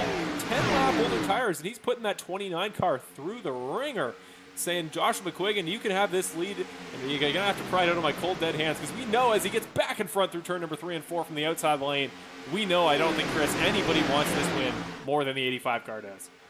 And one thing that 85 car really likes right now is that clean air. That car's going to love that. That 29 cars, he's going to go to the high side here. That should benefit him. I think he'll be able to get the pass done on the high side. He's going to have the momentum coming out of the corner, and Cody is not going to be able to get going as well as he wants. As we see him get a little loose, here comes Hunter Henry. Yeah, the 9 car of Hunter Henry, who I thought maybe he was going to start to drift back. Just again, older tires compared to a lot of this field, but no, he's still fighting. Now he's going back forwards after kind of settling in there to third. Might get all the way around the outside of Cody Welch now, but again, that fresh tires of Joshua McQuiggan are making him run away with it now. He's starting to pull away about 2.5 tenths as we cross the start-finish line. But here comes the 2 car. He's under the 9, and those fresh tires of Nick Nickerson in a car we know is very fast tonight are going to start sending him towards the front. And if he can get by the 85 car, he's going to go after the 29. I guarantee it. You got the jaws moving on here. That 2 car is hustling right now. He is connected to this track, and he is making it work anywhere he wants. Bottom lane, top lane, middle. He is moving. What I love here from the 86 car, Paul Wilson, is he's using all the racetrack. As we see Ashley Lyle, speaking of using all the racetrack, the 45 car, I should say, we saw briefly dipping into the green grass down below, and we have a crash. Brandon Jackson further back has gotten involved with somebody. Massive wreck. Somebody's upside down. James Hartley, I think, makes his way through it. Who is going the wrong way there? That's Matt Crockett in the 10 car is upside down, and we'll jump back to pit road. That is caution, I believe, number 7. And Brett Guzik is involved as well. That's a huge one. The L4 car there, Chris, is caught in that. So not only did Benjamin Lacey get involved in early wrecks that put him back to 13th on the racetrack right now, but Brett Guzik will be involved in your 7th wreck of the day. That is going to be the final blow for that 04 car. He has parked it for the night, and he is done. He doesn't seem like he is too happy about his result tonight, but this is what we get here when we go to racetracks like this with this kind of package. It's going to create for a lot of drama. These guys aren't going to be happy with each other because they know that this could be their very chance to punch their way into the playoffs. And on the opposite side of the spectrum here, these guys also know they cannot get behind the 8 ball too much. As we see the 85 car coming down here to get some service. Yeah, I don't mind that call there for Cody Welch, that alternative strategy tire-wise to wait till now to take fresh tires. Like 25 laps to the end isn't totally unreasonable. And I think Joshua McQuiggan is almost going to be at a disadvantage if Cody can get anywhere near the front of the pack once again as he comes down pit road as we speak. But, yeah, you said in the background, I think it was just a case of Brandon Jackson initially. I want to correct myself. I said it was Ashley Lyle. It was the very similarly colored car that was Mr. Brandon Jackson there, who got caught in the grass. That's what unsettled the pack. He got back into Brett coming into turn number 1. That kicked it all off. But I think luckily here, as we see Cody Welch exiting off pit road, he is going to win the race back onto the racetrack from only 9th. So fresh tires, and he starts 9th. I don't think that's a bad place to be whatsoever, Chris. But Paul Wilson, Sean Britt, Zach Hillman going to follow him off there. But, if there's any format in the championship that I think will favor having one bad race here or there for guys that think they can win races, it's the win and you're in playoff format. I think we can both agree, Chris. He's got 11 more races to do it. Brett can absolutely come out here one of these weeks and win a race, make his way that way. He is a threat to win every single week, and we've seen it before. I mean, he's a past champion of the league. He's been able to string some really good races together, and I think at any given moment he can. I think that this car is just a different kind of challenge, and this track is a challenge tonight. I know that you can come here and feel really confident in your skills, but once you get around a bunch of other drivers going this fast and this close, it makes for some trouble and some drama. I truly do think that he will make his way into the playoffs one way or another, but he's right now he has a little bit harder road than some others, we'll say. But I'm excited to see who punches their ticket tonight, because I don't necessarily think that it is going to be someone that is one of the normal drivers in Victory Lane. I'm seeing a lot of guys up front here that aren't too familiar with Victory Lane, and that's what I want to see. I want to see a new driver up front. This 29 car is looking really strong. The 9 car of Hunter Henry really showed some speed there, despite being on older tires and a little bit of damage. So we're going to see here. The 2 car was looking awfully fast, but I'm looking for someone new in Victory Lane tonight. I don't know about you. I absolutely agree. I would love to see to follow up Ashley Lyle, who got her, to be fair, 3rd win all time. Not nothing too shabby here in the Bandit Racing League, but what we've seen her, I guess, on the podium and the top step of the podium before. I'd love to. I agree. See somebody new like a Mike Wright, like again Cody Welch. I think Cody Welch is strategically in the best spot of anybody now.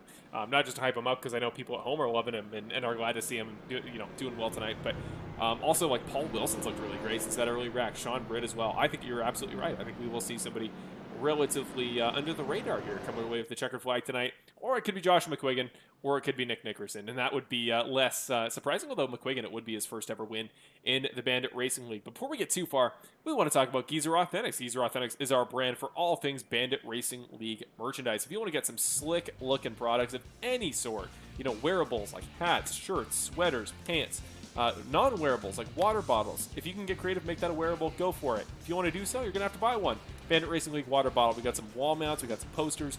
Really, really cool stuff. And one of the key details I want to mention as well is that proceeds towards Geezer Authentics that you buy on our site go towards the Drivers' Points Fund in the Bandit Racing League. That's right. Your proceeds towards the drivers' merchandise goes back to the drivers in the series. It'll be awarded down the line from champions to runner-ups to everything in the series. So that money goes back to the drivers, goes back to the series, and that is why it's such a great cyclical sort of system.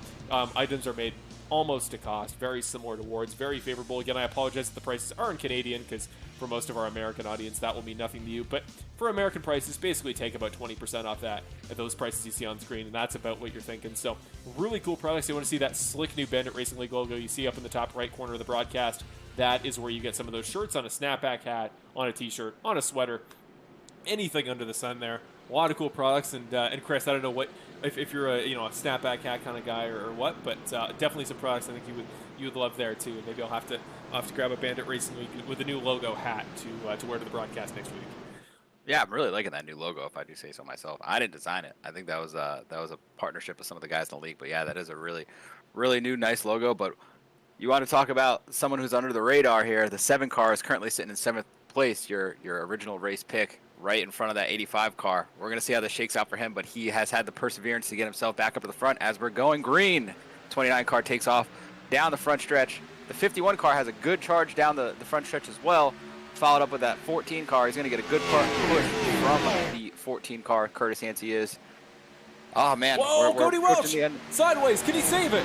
Further back. He does. He does save it. The save master himself. Why did I ever have any doubts the 85 car? He went totally sideways there through turns number 1 and 2.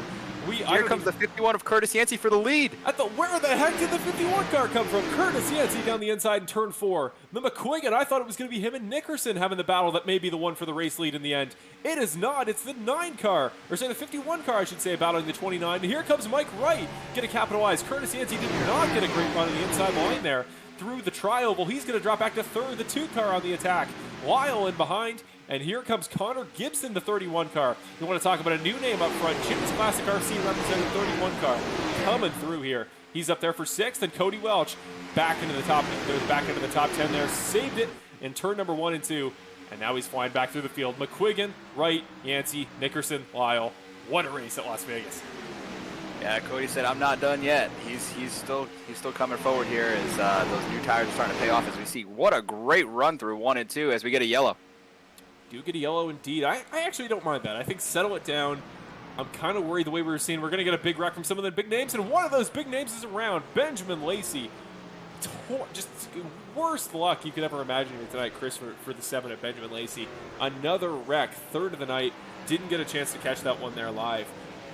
Buck Kicker Racing replay. We were 3 wide. That was the problem. Lacey up into Hunter Henry, who there was no room on the top side for Lacey to go. Hunter was keeping him really tight squeezed down there on the inside, and then, yeah, it's one of those racing incidents where your eyes lose track. I don't even know what to say about the rest of it. I think these guys are going to start not liking us for the race win picks, because every single time we do it, it ends up terrible for them. And all last season, it ended up terrible for those guys too. But yeah, that is a tough break for him. I believe he had already used his fast repair, so this might be the end of the road for the 7 car. We'll see if he does in fact have that fast repair coming here to this pit stop. But yeah, that is a tough break. I was just talking about him. I feel like I'm jinxing everybody every time I talk about him, so maybe I shouldn't say anybody's in good position to win the race. But is the 29 car going to come down pit road here? He is. Bringing the 2 car with him. Oh, no, maybe not. No, I'm going to be honest, Chris. I don't like that call. I would have pitted there. I liked the initial instinct there. As Hunter Henry on back, Hunter Henry, Sean Britt, James Hartley coming down pit road, Jackson Knock as well, Eddie Hagee, Keegan Clark there, all down pit road. I think that's the way to go. I know they're going to drop back, but you're going to be in 13th. I think if you win this race off pit road, I think that's probably going to go to... Who would have been the first guy down pit road? Might have been Trey Ellis, actually, who did get caught up in that wreck. I want to mention Ricky Hart Jr. and Trey Ellis both got caught in the aftermath of that crash and do, I believe, come down pit road. Both guys do, yeah. Ricky Hart Jr., quiet night there for the guy who started 9th in the top 10, that number 1 car. But as we see the race off pit road, I think it's going to be Trey Ellis that wins it. That 4 car is now on 10 laps newer tires than anybody. He's just on the outside of the top 10, and we just saw how fast those guys on fresh tires work their way through the field. I don't know, Chris. I think that may have been the way to go. I don't know if I would have just faked if I was the 29 and the 2 car. I think I would have come down pit road that time. Yeah, if you still got him in the pits, I would use them. I don't know if the 29 was trying to pull the 2 car down pit road here. I think the 2 car was trying to pull the 29 car down pit road to kind of cycle him out. But I love the games that we're playing. That 29 car came awfully close to committing to pit road, but this is certainly shaking up to be an exciting one. I'm not going to say anything about anybody from here on out because I genuinely want everybody in the top 10 to win this race, but watch the whole top 10 crash now, so that would be awful. But nonetheless, this is certainly shaking up to be a good one. I know we've had quite a good amount of cautions here, but I mean the storylines, no matter who wins this race, everybody has had some adversity tonight. Everybody's having to drive through the field, and it is making for a good one. Well, you're absolutely right, Chris. We never want to jinx anybody. You know, whenever we get positive about anybody, things immediately turn around, they go wrong, and guys get wrecked. So for that reason, Cody Welch, you've looked absolutely terrible tonight. Guy's got no shot. He's not fast. He hasn't looked consistent all race. No chance. So Cody Welch, sorry, we're right now if you're on the broadcast. We'll see if that prediction comes to fruition. Anyways, on that behind that great piece of satire, we're going to go on to the Through the Field segment, courtesy of, if we can find a sponsor, courtesy of Perfect Shine Auto Spa. They are, as always, our presenter of our Through the Field segment, where we give you a little bit of info about your drivers who are lucky enough or skilled enough, and I think tonight it's been an even mix of both, to be here in the top 10 to cap off tonight's race. First of all, the Port Colborne native, Mr. Joshua McQuiggan, is your race leader tonight with only 17 laps to go here at Las Vegas. The night could not have gone any better for the LAT Racing Royals number 29 car. He's looked quick from about that third segment onwards in this race, and is working his way forward. Now he's taken on more of a defensive role from the lead. He's been looking great tonight. I think arguably the favorite, and it's incredible to be the favorite in a race with Nickerson, Guzik, and Lacey, who are at 1 point for 2 of them in tonight's race. Mike Wright is in second, and he is a guy that is just, he's absolutely taken this series and put a stranglehold on it as a rookie. I don't think I've seen a guy in his first 2 races in this series ever be as consistent as he's been. He's been up front whenever he hasn't been caught in wrecks. He doesn't seem very mistake prone, and he's definitely always putting pressure on those guys in front of him. Mike Wright, do not at all be surprised to see a first-time winner here tonight and to have it be the 14 car of Wright. Nick Nickerson, he's always up here. The Phoenix, Arizona native, you know his deal. He didn't get as much time last night in practice as he would have liked due to some circumstances, but tonight he's looked quick, he's looked composed, and he's been on the attack pretty much all night. It's weird to see the 2 car going forwards rather than trying to prevent himself from going backwards, but that's what the 2 car does. And a very damaged 51 car of Curtis Yancey to his inside. Hopefully that front nose damage doesn't cost him, but he was quick there in that last segment. If he's got enough of a race car underneath him, I think he will go to the front. Connor Gibson, the 31 car, Jimmy's Classic RC Company, again, part of tonight's race sponsor. That's a clean race car. That's what you want at this point. He's been great as well, fellow Canadian alongside McQuiggan in the top 5. Ashley Lyle, last week's race winner. She's looking to follow it up. The Virginia Beach, Virginia native, I think, is in a great place to do so. Another clean race car that has been quick. And finally, we got to talk about him. Great strategy call. He's on fresher tires than anybody in that top 6. It is Cody Welch. And again, as I just said, no chance to win. Count him out. Guy's not there. He's got no shot. And we'll see if I'm right here on this next restart. I see absolutely no chance. He starts going forward, making up spots. With that, we're ready to go here, Chris. I think we've covered our bases prediction-wise, and let's see if the 29 car and the 14 car can put on a show. 2 guys that haven't won a race, but 2 guys that look deserving of doing so tonight. Green flag for 15 to go at Las Vegas in the Double Down 150 presented by Jimmy's Classic RC and Ignite Design RC. Here we go, Joshua McQuiggan.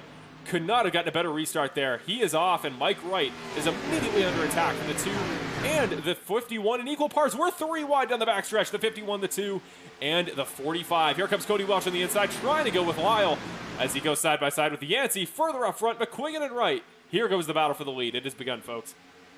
Great push out of that 51 car. Spin further back. It's Eddie Hagee going around. We have a caution as we see the 97 car getting caught off of turn number 4. Just as it gets exciting, the laps just continue to whittle down, and run us out of time as we see a number of guys down pit road. Oh, they're still on pit road from previous incidents. I thought some guy had spun down pit road similar to that time Dave Blaney drove down pit road and wrecked an entire field full of guys. There's your old-timey reference. I believe that's 2008. NASCAR legend Dave Blaney, certainly the best Blaney racing today. With that being said, Eddie Hagee, we're going to go back to your quick butt kicker racing replay as that was a very quick wreck that I don't think caught anybody else in it. And to be fair, I do believe we have 24 cars running the track, only 23 on the lead lap. So we're going to start seeing less and less wrecks, or certainly when we do see wrecks late in this race, going to involve less cars. At least we would hope here, Chris, because at this point, if more than 20 guys are getting taken out in a wreck, we may have a problem here for enough guys for a finish. I'd say so, but I mean, we're fixing for it. I mean, every single caution that goes by, just keep cranking up that intensity. I mean, these guys are getting racier and racier. The 51 car gave one heck of a shove to the 14 going into 1 and 2. He upset the car, and the 14 car still stayed in it. So I mean, this is getting wild, and I'm excited for this finish.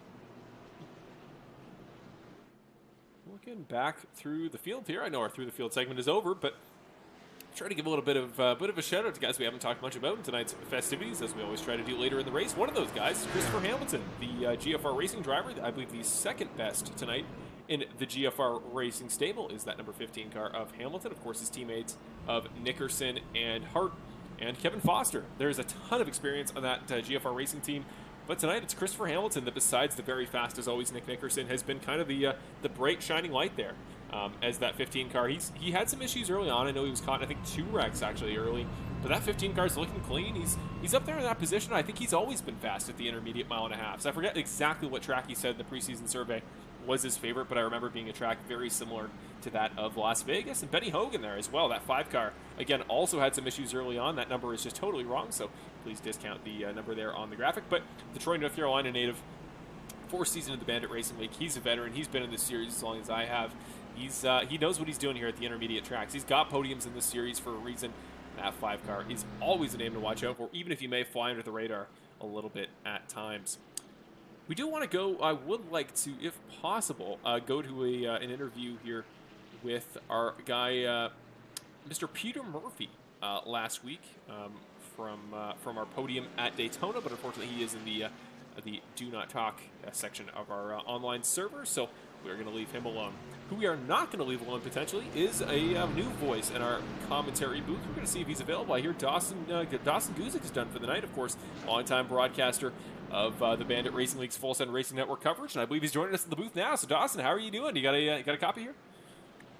Yeah, I got a copy. How you guys doing? We're having a lot of fun up here in the booth, Dawson. I know tonight's been I'm sure, a very different race for everybody that's driven it. There's been ups, there's been downs, there's been a lot of chaos. But from a driver's perspective tonight, how is it down there on the track? Is it as chaotic as it looks up here? And what was it that ended your night a little bit early? Oh, I'm sure it was as chaotic as you see. I mean, it was pretty wild out there.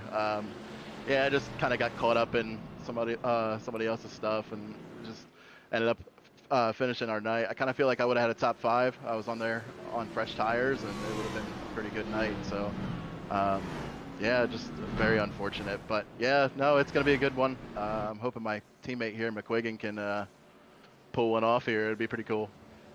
And what do you think it's going to take now with 12 laps to go? I think it's going to be about 10 when we actually get started here in a couple moments. So 10 laps here, that's about 5 minutes in green flag time here at Las Vegas. A lot of guys up front there have shown real pace. I know there's probably been a lot of chatter about guys going forward and back. There's been a couple incidents there up front. So do you think it's a case of just flat out pace? Do you think it's going to be consistency? What sort of skills do you think it'll take to deal with about 10 guys attacking you at any given moment while also trying to work forward for the win? Well, tires is a big thing. I heard you say that Cody Welch took tires here, and that's going to be a good bet. I think Cody could pull it off here. Whoever saved their tires the most here and hadn't pit yet is, I think, gonna pan out the best here. But yeah, no, like it's just gonna. I think it's gonna get crazy here at the end, honestly. I think the thing we're all hoping for is just to try to go as green as long as possible. Obviously, there's been a lot of cautions tonight, and do you think that's just hard as a driver on your own? I know it's been a tough track tonight. Cars have been loose. Is it just tough to keep it on track and avoid yellow by yourself? And I imagine that's even tougher with so many cars around you going as fast as we are. Yeah, the biggest thing has been people not being able to really hold their line and keep stuck to the bottom or wherever their position is. That's been the biggest thing, and that's why these wrecks have been happening. But unfortunately, when you have this much draft and everybody's relatively the same here, it's going to be chaotic. It's looking like Talladega, basically. Well, we're hoping to get a green flag finish unlike Talladega, and regardless of what happens, I know it's going to be exciting.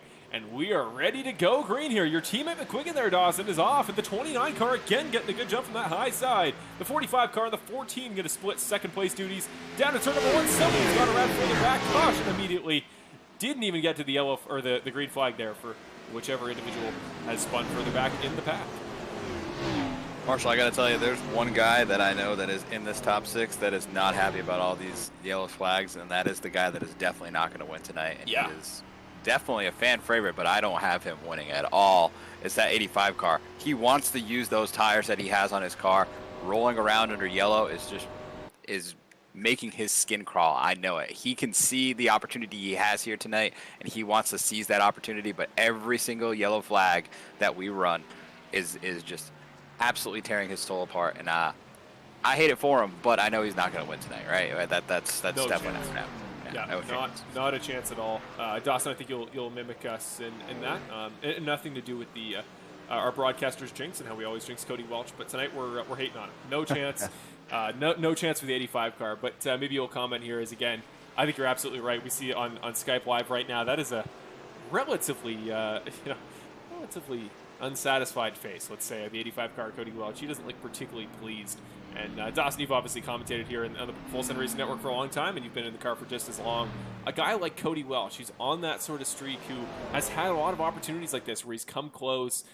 Some races haven't gone his way, out of his control, and some he's had pretty good luck like this, and it just hasn't come to fruition. What do you think that does to you as a driver over time, and especially in a situation like this where you feel like powers outside of your control are taking the race from you? Yeah, I mean, the biggest thing is, like, it's gonna kill your confidence for sure. I mean, you're in a drought and you feel like it's just nothing is going your way at all, and you're like, come on, we just need a little bit of luck. And he's been right there. I mean, we've seen these races time and time again. He's just right there, and it just hasn't happened as of late. I'm hoping he can break this streak tonight. It'd be awesome. I think it'll be a huge win. I'm sure he'll be celebrating like crazy. But he's got a battle, man. I mean, there's Nick Nickerson up there. You got Ashley Lyle. Mike Bright, a new guy. He's really good. He's as good as Nick and Brett and Cody. So it's going to be pretty wild here. That's high praise there. As good as Nick and Brett means, essentially, in my mind, you're on that elite, that golden tier in the series of guys that are just on a whole nother level. So is that something I'm curious about, Mike, right there, Dawson? Is that just something you see on the racetrack, or is that a kind of well-known public perception of the 14 car, that in his limited time in the series he's really shown that speed? Because he's been basically top 3 any lap. He hasn't been wrecked all season so far, quite literally. So is that something you're definitely seeing around the Bandit Racing League so far, that sort of idea?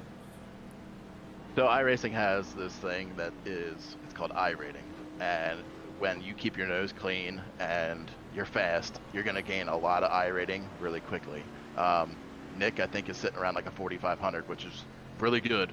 And I think he's got like 2,000 more than Nick. So, I mean, this track doesn't really lend itself to, whether your skill is really in check. It's more of a drafting and getting a little lucky, I would feel like. But give it time. I guarantee you, when we go to Rockingham or to Sonoma, I have a feeling he's going to be very fast.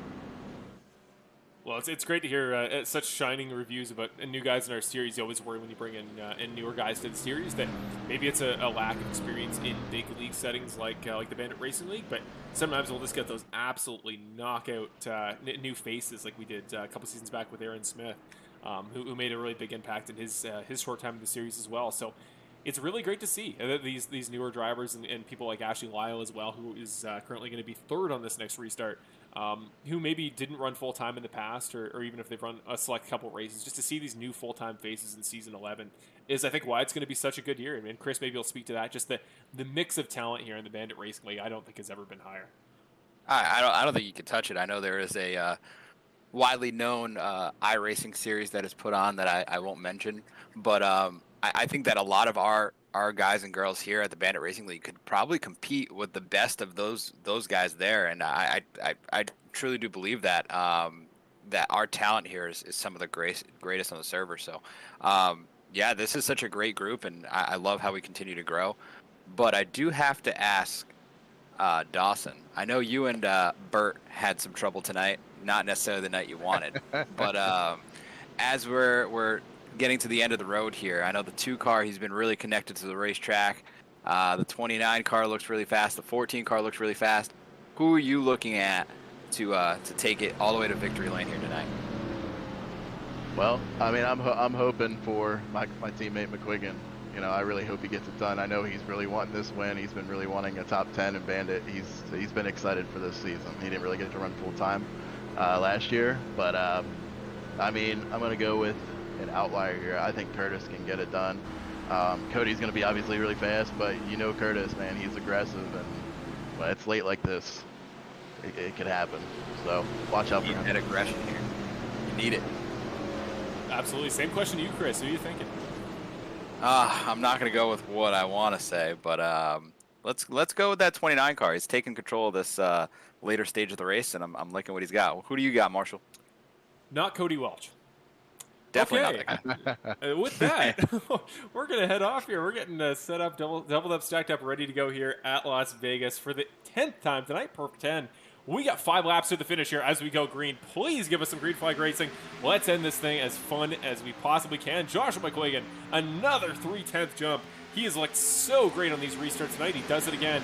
And now the place to watch is that 2nd, 3rd, 4th, and 5th battle, as it's who can get up to Joshua McQuiggan. And it's a great run for Mike right off turn number 2. He might have a shot down to 3 on the first lap of the restart. Only 4 to go next time by. Here he comes, the 14 car underneath the 29. We're side by side. Mike Wright going to give it his best shot for the 29. McQuiggan going to hold it on the high side. Good run off of 4. He might still have a shot to get it into 1. A little bit of side draft there for the 29 car to hold that 14 car back, but look at what it did. Here comes It's Lyle. brought everybody back to him. Here goes 3 wide with the 85 car.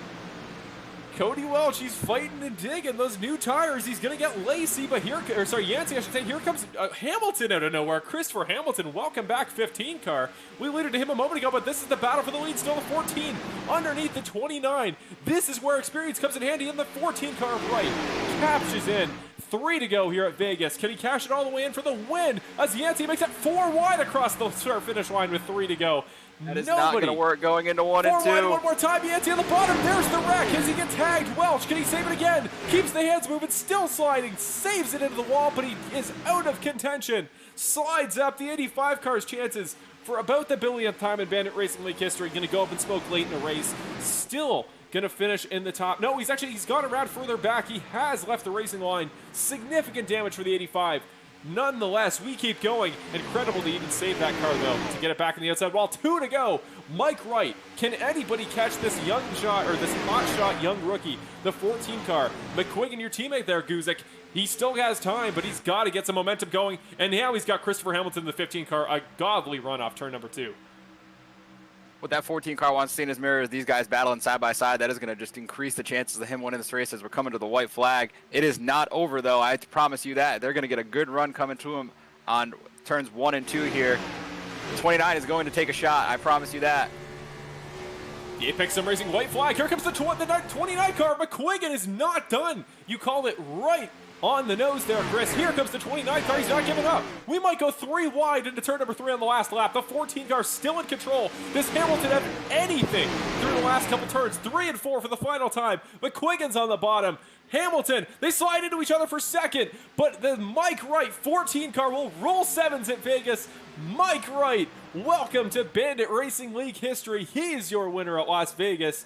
And they say Vegas always wins, but for tonight, exactly 1 car, Mike Wright, will prove that statement wrong, and he is your winner at Las Vegas Motor Speedway. What a finish. Yeah, that was an amazing finish. McQuiggan almost got into Hamilton there at the end, and I thought he was going to go around. But man, congratulations to Mike Wright, and that's an awesome win. I think he's going to be doing big things this year. Absolutely unreal there. What a performance. Everybody's coming alongside him to congratulate your newest Bandit Racing League race winner. Wow.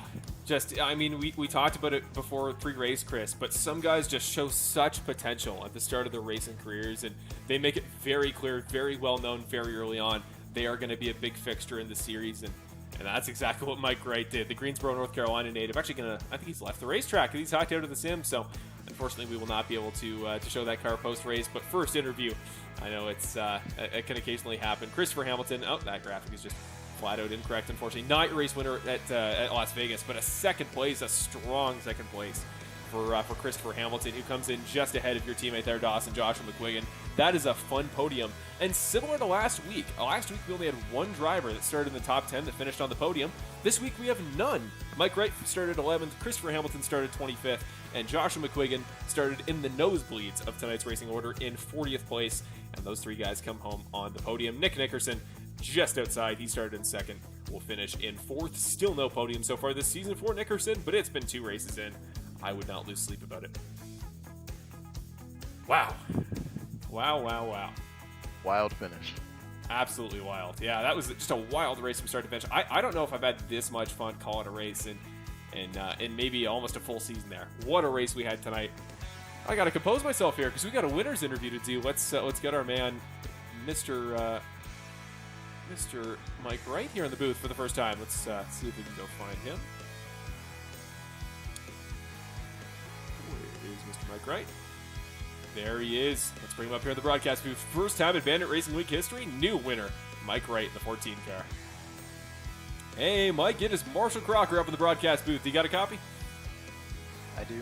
Welcome, Mike. Congratulations, man. You are a first-time winner in the Bandit Racing League, and you do it in one of the most exciting, just gutsy finishes we've ever seen. You get that late race restart, 6 to go. You pass McQuiggan, who was so dominant there in that late stage, and you just don't look back. What was working for you there at Vegas, and how does it feel to have maybe the best first-time win I've ever seen in iRacing? Well, thank you. Yeah, I feel like I went out and won the race. So I'm a little confused because we're using this restart zone that has some quirks to it.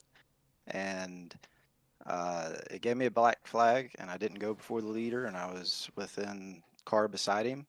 And so I think they're reviewing that. So I just ran the race out like I didn't have a black flag. So if I won, which is what happened on the track, it's great. If the review isn't upheld, I don't really know what to say because I didn't get an advantage and I didn't accelerate before he did. So we'll see. We'll see what happens. We will indeed. It's really unfortunate that it has to come down to that, especially because last week I know we had some shenanigans with the new restart zone as well, with the finish where actually Lyle won at Daytona. But putting that aside, let's hope that that's not the case. Tonight just looked like such a fun race, but one that was so hard to get a handle on. We had 10 cautions, a lot of solo spins, but those guys up front that seemed to be able to make it work. You guys could go 2, 3, 4 wide lap after lap. Just seemed like such good racing. So kind of talk a little bit about what was that package like in the 550 Cup car here at Las Vegas, and was it a race of you were just trying to hold on for dear life, or did you have a little bit of flexibility to just go out there and go on the attack lap after lap? With the short fuel runs and then of course the cautions, the tire wear never really came into play except for that one run, and it even wasn't too bad on that run. So it was mainly just a little bit of throttle blip here or there to make sure the car sets when you were in traffic. I was impressed up there at the front. Everybody was racing hard side by side, didn't really get too squirrely or make too much contact, which was real nice. So I don't really enjoy this package. But that's probably one of the better races, at least up front there, that I've had in this package. So it was enjoyable. Hopefully it doesn't get soured by the black flag stuff. But overall, it was a good night. It was fun. Yeah, no doubt we're certainly hoping for you there on that front. It's the worst when a race has its final result changed after the fact. So we will hope for you. We'll hope things turn out well. But again, assuming that none of that happens, assuming that we don't get this race overturned, just kind of looking back on the first 2 races, you were so quick there at Daytona. Things kind of fall to fruition. Does it feel like this is a good way to make up for it for a race that very well could have been yours, and to come back the very next week and just kind of make yourself known as Dawson put it up here in the broadcast booth, maybe one of the 2 or 3 fastest guys out there on the racetrack?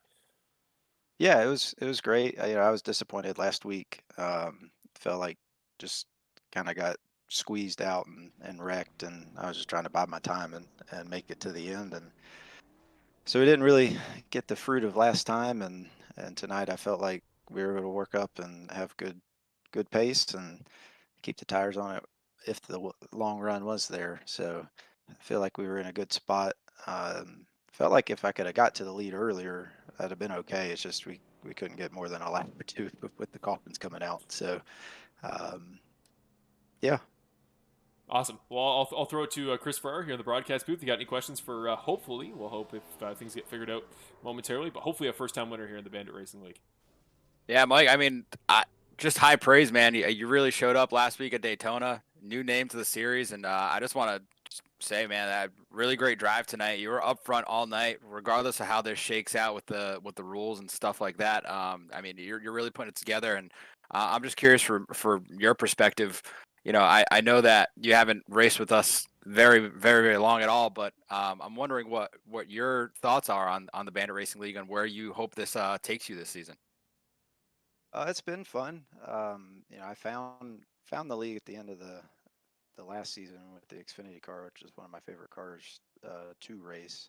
And then it was, just kind of seeing what the next season was. And when the Gen 6 idea came up, I knew it had this package, which is not on my board of fun. But Bill was telling me a little bit about kind of the tracks he was thinking. So I was like, okay, well, it's not going to be the whole season with this package. So I feel like I could put up with it for a few, and it's just you're so close to everybody. So tonight looked pretty good in the front. Obviously, we had cautions from the middle and the back, so there was some wreckage. But if you can race respectably, you can still be close in this package, and that can make it fun. Awesome. Well, Mike, as we always do for winners here in the Bandit Racing League, but especially first-time winners who we've never had the pleasure of speaking to, if you got any friends and family watching tonight at home, you got any sponsors you want to mention, now's your chance. Just whatever you want to give a shout-out to, now's your time. Oh, sure, yeah. So my normal team, just got some buddies racing EE Sports. I'm the only one in here from there, but shout out to them if any of them were watching. I got the Fresh Market on the car. Uh, it's a market mainly in the southeast. Great food, really good meat and seafood section. So if you have a Fresh Market around, go check those out. You're not going to find a better steak or hamburger in a grocery store. But other than that, thanks for having me. Awesome. It's a pleasure, Mike. Congratulations again up here in the broadcast booth. I really hope it's upheld. I really hope we don't have any issues. But worst case scenario, if that does come to fruition, the way you've raced for 2 weeks, I have no doubt we'll have you back up here in the broadcast booth sooner rather than later. And that's a confidence I don't share from many guys as new to the series comparatively as yourself. So congratulations, my man. Great. Just a great first impression here in these first 2 races. I can't wait to see what you do going forward. I appreciate it. Thank you. Awesome. Have a good rest of your night, Mike. Thanks. Well, with that concludes our first interview of the night here, and it's gonna be just a quick moment here. I'm just getting ready for our second interview with runner-up finisher for GFR Racing, the 15 car of Christopher Hamilton. So, yeah, again, maybe we'll throw it to you, Chris, if you want to talk a little bit for a moment about that restart zone and why we might potentially be seeing a controversy here for the win based on whether or not we had a violation there. So yeah, as I was talking about a little bit earlier in the broadcast when explaining the restart zone, it's really tough, especially when it's the later stages of the race. You're not trying to give any kind of inch to any of your competitors, especially when you're going for a win. Not only that, both of those guys are going for their first win, not only of the season but of their careers here with the Bandit Racing League. So these guys aren't wanting to give an inch. It's tough with how iRacing calculates it. You have to match the speed of the leader, and if you happen to go over by 1 mile per hour, they will show you the black flag, and it will be expected to be served. I'm sure they'll review it. I don't see. When I was watching it, it didn't look like some kind of crazy jump, in my opinion. It looked like it was a pretty clean restart, in my opinion. So we'll see how the race control experts handle that one. But I think that is something that will stand, and I think that Mike will be credited the win. But we'll have to see how that all shakes out, and I think we'll be able to cover that next week, because I don't think we'll get a decision tonight. Yeah, if we hear anything back tonight in regards to a final decision there, we'll let you guys know. But no, I think you're absolutely right there, Chris. I think we will unfortunately have to wait till next week. But in the meantime, we do have a interview here with your second place finisher, and there up top you'll see the final results here from the Double Down 150 presented by Ignite RC tonight. So your final results for Las Vegas round 2 of the Bandit Racing League. But here we go. Your interview is ready for second place finisher, Mr. Christopher Hamilton. I believe this is his second career podium in the Bandit Racing League. and his first of this season. Let's find Christopher. There he is, Mr. Chris Hamilton. Hey, Christopher, it is Marshall up in the broadcast booth. You got a copy? Yeah, I got you. Amazing. Welcome, Chris. What a race, man. That was about 2 laps, I think, from being potentially a race win there for that 15 car. You had to fight and claw your way there for that second at the end. And I always say the best way to get a podium is to do it in a very well-earned race. So just talk us through those last 6 laps, man. That final restart, we were wondering if we'd see another yellow. We ended up not, but that played well to your abilities. And on those short runs, that 15 car was flying. So talk us through those last steps and what you may have needed to get that last spot for the win there at the end. If there was a hole, take it. That's basically what I was doing on that last lap. I had as much tires as I was going to have at that point, and yeah, I'm at least on my relative. It says I won the race. I don't know. It's under review right now, but if Mike got it, good win to him. But yeah, just took it as if there's a hole there, I'll take it. Use the runs to my advantage, and don't lift. I think that philosophy was shared by, I think, every driver around you, but not everybody was making it work. Some people were having some incidents there. There were obviously 10 cautions. There was no shortage of people making miscalculations, but it paid off to your advantage. And if tonight was indeed that first win for the 15 car, it'd kind of be unfortunate if it was this way, because we want to be able to give you your proper time in the spotlight. And if it does get overturned and you are the winner, we'll be sure to do something for next week. But what changed for you tonight? Because that 15 car is always quick. You've been up front. You've been in the podium spots. You've been in the top 5 for a bunch of races. Even the race I ran last season at Watkins Glen, you were on my tail for the better part of 20 laps there. You're always up there at the front. But tonight, something just like different there at the end. You had that pace. Did that come down to a really good strategy call, or did you figure something out there at this intermediate sort of track as we got later and later? It was just saving, having enough tires for the end. I mean, people, at least in the first like 20 laps, I burned my stuff up, burned them up. So like every other run, I just decided to take it easy, take it easy, take it easy. And like I found myself in a position, and it got really sketchy 4 wide. And I'm so sorry to Cody Welch. I think he got pushed up because I couldn't hold the line, or I don't know what it was, but I didn't mean to push him up like that. But 4 wide. Even my spotter didn't even call 4 wide. She said 3 wide. So, anyways, just finding a hole and just being confident in my abilities that I feel like I should be up there. I don't like Talladega, or not Talladega, Daytona. I don't like plate racing, and the fact that it was kind of plate racing tonight, but it kind of wasn't.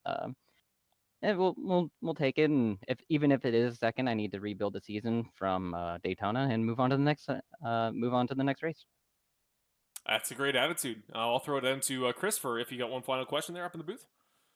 Yeah, I was just, I really enjoy what you bring to the Bandit Racing League. I know we've kind of promoted some things that you got going on off the track last season, but I'm just looking forward to hearing what your thoughts are on this season. I know you kind of touched on it a little bit there with Marshall, but you've been looking pretty racy these first 2 races. I know you're not a big fan of the super speedways, but you looked really strong tonight. I know you had a little trouble early, but just kind of talk me through what your expectations are going forward in the season, regardless of if you end up getting the win tonight or not. Whether I win tonight or not, just trying to build upon the season from last year. Last year it was make the playoffs top 5, finish top 5, and that's what I did. I'm hoping to be one of the championship contenders by the end. If not, then that's okay. There's always next year. But I feel like I should be up there with Nick and Brett and Cody, and I feel like I have that speed. Just actually putting myself there with strategy was one of my issues last season. Yeah, I think that's spot on. I just want to say very quickly, please do not write off this season at any point until you are out of the playoffs for certain in that 14th round. But be acting like each and every week you can go out there and win, because we got to win in your in playoff system this year. You can win any given week and put yourself in that category. I think if Nick has troubles at a road course, I think he'll absolutely be a guy who could contend there. So you might have a shot at Sonoma. You get an arguably more real non-pack based racetrack next week at Rockingham. So you're going to have opportunities. I want to see that 15 car make a deep run this year, and I think minimum I would say make the playoffs. But I'm honestly expecting the second round there from you. So come on, final 8 at minimum, Christopher. We have high standards here on the broadcast, and I know you can do it. So to cap it off, if you got any final thoughts, if you got anybody you want to shout out there, friends and family in the broadcast booth, or any sponsors on behalf of your team or yourself, now's your time to do so. First off, thank you for Bill for letting me run the Geezer Authentics as the main sponsor for this season. Huge. Really couldn't do this league without him. He's the owner for a reason, and puts on such a great league. Thank you to Ryan McCauley for painting such a great looking car. Uh, Always try to make this thing look good, and try to get a new car when it doesn't look good. And huge shout out to the friends and family watching. Couldn't do it without you guys, and thank you guys for the broadcast. Always a pleasure, and one of the best looking schemes in this entire series. I didn't get a chance to mention it thus far, but yeah, Chris, that's one of the best looking schemes. There's some schemes that guys make that almost look better than NASCAR quality. They're just so polished, and you being able to rep the series, rep Geezer Authentics is really, really cool. So that 15 car, always one I'm happy to look for and happy to put on the broadcast because I like putting up nice looking race cars. So Chris, congratulations, my man. We'll keep it tuned here for next week. If you do get that win, if it does get overturned from your race winner, then we'll let you know, and we'll make a thing out of it next week because that would be really, really cool. So either way, first or second, incredible drive tonight, Chris. Good job, man. Thanks, guys. Have a good night. You too.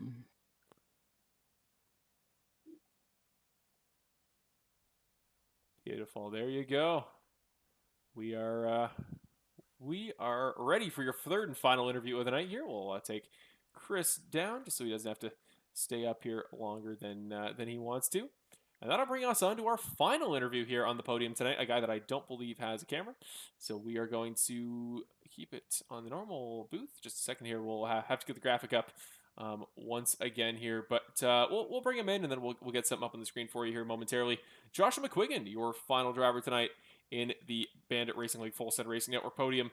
And it's a shame that it wasn't a little bit higher up in the field, but great drive start to finish from Joshua McQuiggan. Came darn close, and I think he definitely got the most laps led tonight, which is its own kind of consolation prize. So we'll get him in the broadcast booth here. Hey, Joshua, it is Marshall up in the broadcast booth. You got a copy? 10-4. Oh, man, Josh. It's terrible to say heartbreaking for a race finale when you come across with P3, but you were looking so dominant there that entire last half of the race. And unfortunately, a couple guys pip you there at the end of the race. Just talk us through. How are you feeling there after those final couple laps? And what was working for you, man? Because I think that 29 car, arguably most dominant of the night here tonight at Las Vegas. I mean, it was just a defensive thing the whole time with how these cars suck up to each other. I was just running the top, pinching people low. You got them really good runs running the high side through the middle up there. Yeah, just playing defensive and trying to hold off as many people as I could. I don't think I was the fastest car out there. I had no idea what I was doing tonight. I didn't get a single practice lap in. So I just started, I don't know, P last and did what I could, and I'm very happy with the result I had tonight. That is unreal. If you didn't run a single practice lap, I'm being genuine when I say that. I like to think I don't hype people up that maybe didn't earn it in races like these. Like, you just looked so consistent, you looked so calm, and tonight, as a product of the racing, I think both Chris and Mike compared it to Daytona in the way that it's pack racing light of sorts. You were side by side basically all the way around. Like, you looked composed. What's it like as a driver in those moments, to whether it's on defense or on offense, to be side by side lap after lap after lap, where it's so easy to slide up into somebody? Were you kind of on edge the entire race tonight in that aspect? Yeah, the car was very on edge. It was loose. If you flipped the wheel a little bit too much, you'd go around, or if you slid up just a little bit, because dirty air is really bad. So if you're behind somebody and you slide up, then you'll just hit them or spin. There was a lot of worry tonight. And especially because I'm competing for my first win in the series. It was really stressful to try and hold off a bunch of these good guys that are behind me. But like I said, we just did our best and came out with that result. I'm going to throw it to you here, Chris, up in the broadcast booth if you have a question. Yeah, I mean, I just want to know, in this situation, I know that you had some struggles last season with as far as attending the races and being consistent with getting to be able to race with us, but you're here in the second race of season 11. You have a chance to win the race. What's going through your head in those moments coming up to that green flag, and what are your thoughts just getting prepared for this? I know I was probably holding my breath that entire last 5 laps there. Just tell me what's going through your head, and how do you even prepare for that situation? Well, first of all, the most important thing was the restart. If you nailed the restarts here, you could get a pretty good lead and probably have a lap to your advantage until the field caught back up to you. And then when the field did catch up to you, you just had to think about how you were going to hold them off, or how you were going to be faster than the guy behind you. I know all these guys in here are very talented, so I like racing them with a lot of respect and trying to be as clean as possible. So that's the thought there. You're just trying to be clean and go for that win without making anybody mad or offending anybody, of course. Yeah, that's half the battle in the Bandit Racing League, is trying to offend as few people as possible, especially in race 2 of a new season. Yeah, you don't want to make too many enemies early on. I'm going to throw one more final voice in the chat. Dawson Kuzik, teammate. Any final thoughts for a great third place performance that very well could have been a first place all the way from the back of the field? Yeah, man. Hey, Josh, you got a copy? Yes, sir. Hey, man. Great race. I know we've been talking about it a lot in the off season here the last couple weeks. Congratulations. I know you've been working hard at this. Man, I was pulling for you. I was really pulling for you here at the end. I thought that was I thought you were gonna get one, because I know you've been saying like, oh, I just want to at least get a top 10, and you're like, I really want to get a win, and you came really close. So I mean, just tell me how you're feeling, man. I'm sure you're excited. You know, we had a lot of expectations bringing you on to the Brit Racing, which is the affiliate to BC. How do you feel? A lot of different emotions. It was I was a little bit sad after the race. I thought we had that in the bag. Also a little bit confused after the scoring on the restart there. Racing Christopher Hamilton as hard as possible because I thought that was the race win.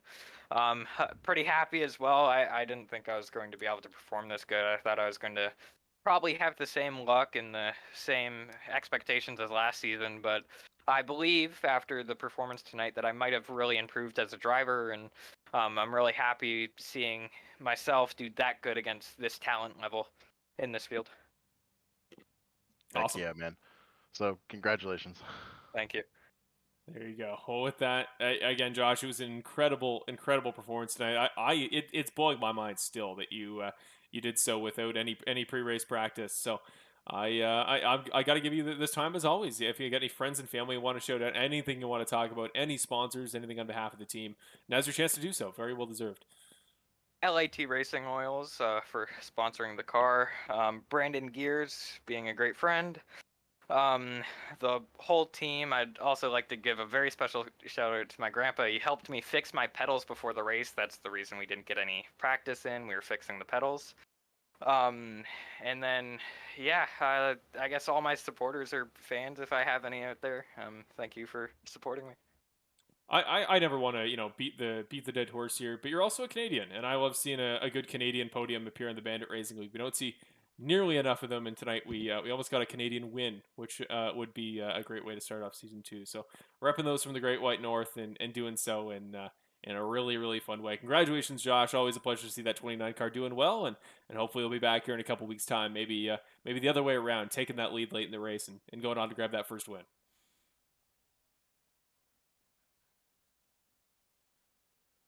Awesome. With that, we will move on here, and that is going to wrap it up for our interviews tonight and our post-race content here, courtesy of the Full Send Racing Network coverage of the Bandit Racing League. So, folks, it has been an absolute pleasure tonight. I have been so blessed, as always, to come out here on a Wednesday, have these races to look forward to, and definitely the most fun job there will ever be, just starting a new job this week. But there are few things I love more than a good Bandit Racing League broadcast. So, with that, we're going to say goodbye to my two commentators. First of all, starting with Dawson. Pleasure to have you join us later in the race here. Of course, driver of the number 44 car. You started off on track and unfortunately didn't end the way you were looking for, but always a pleasure to have you come join us in the broadcast booth. Yeah, man, thanks for having me. Like you said, it didn't go the way that we wanted. I thought we were going to get a top 5 there with the fresh tires and everything. But, yeah, again, thanks for having me. I always enjoy being up here.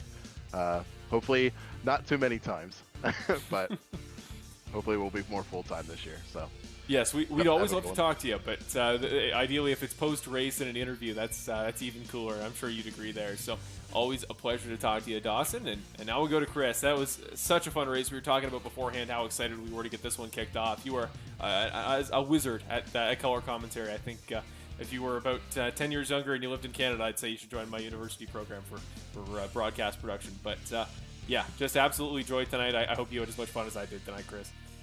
Yeah, tonight was a blast. I think this race lived up to all the expectations that I had of it.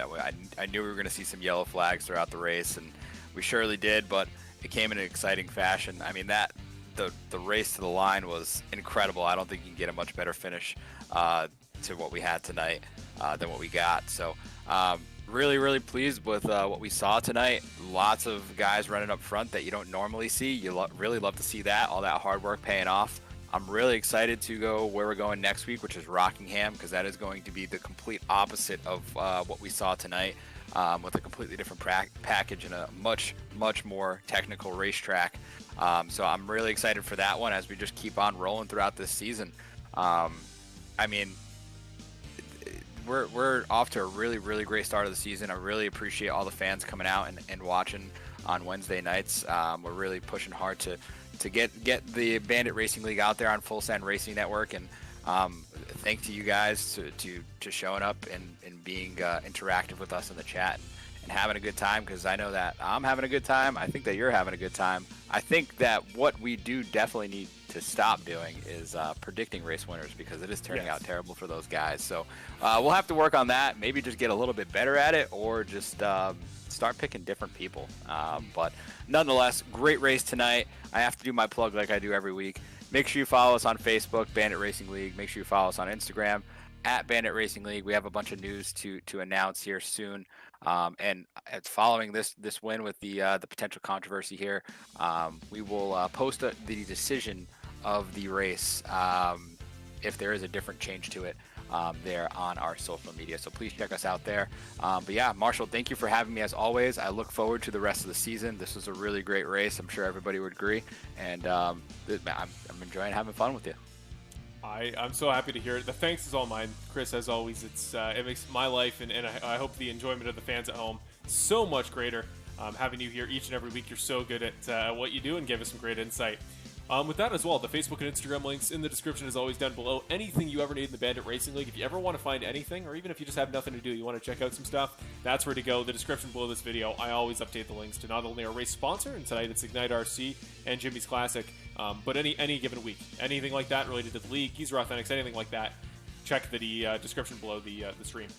With that, we're going to speed through here. It is 11:13. It's getting a little bit late, or 11:13 where I am. Perhaps different for those of you on the West Coast, but we'll get through it for you guys. So we want to thank all of our series partners. As always, of course, iRacing, the sim that allows us to put these races on. Apex Sim Racing, one of the great sponsors of the series. We are so glad to give our customers or our racing drivers who use the code in the link below. They get 5% off their purchase of a new sim racing wheel, button box, pedals, anything you could possibly need to get yourself started in sim racing and potentially join us in the Bandit Racing League one day. Go check out Apex Sim Racing to do so. Perfect Shot Auto Spa, another one of our series sponsors, courtesy of both Kevin Foster and GFR Racing. Thank you as always to Perfect Shot Auto Spa. Their stuff in the description below as well. Track Hipster Gourmets. They are the custom track provider that gives us all of our cool custom cameras we use in this series, like some of our cool dynamic camera angles we use on our cautions, or some of our cool pit lane angles we get to give. Anything we show in this broadcast and those custom cameras are courtesy of Track Hipster Gourmets, including the cool shot of the tower in the background you see right now.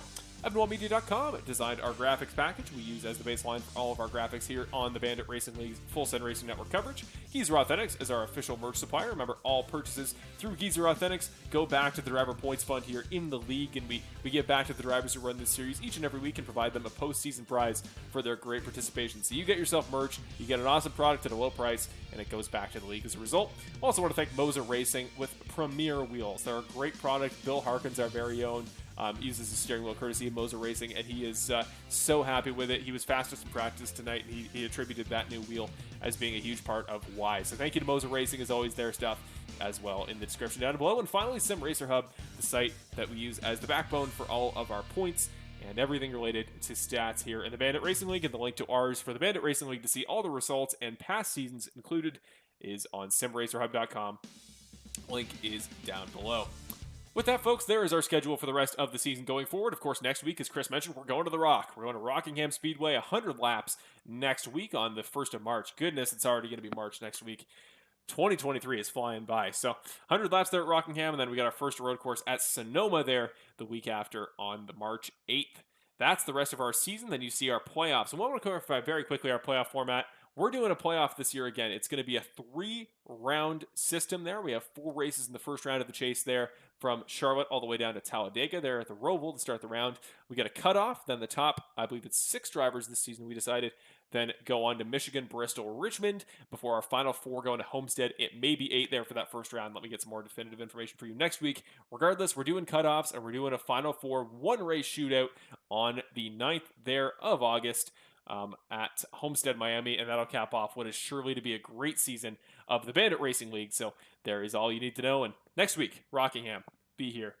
With that, finally, I want to thank our sponsor of tonight's race, specifically the Double Down 150 Ignite Design RC and Jimmy's Classic RC. A great product, really fun style of racing, a new product. So if you want something new to do as the weather gets warmer, we get back into the summertime, and you want to go check out some great products, that's where you do. So thank you as always to David Lakey and both him and Hayden Paul. Really fun moment for the full set of the race tonight, and they're your sponsor, courtesy of Ignite Design RC. With that, folks, I'm going to sign off for tonight's race. We're going to let you guys get to the rest of your late Wednesday night, and we will see you all next week. Thank you again to Perfect Shine Auto Spa, as always, for everything they do to sponsor the league, and thank you, as always, for watching the Bandit Racing League. I'm Marshall Crocker Jr. This has been Full Set Racing Network's coverage of the Double Down 150 at Las Vegas Motor Speedway. We will see you all next week. Have a great one, ladies and gentlemen.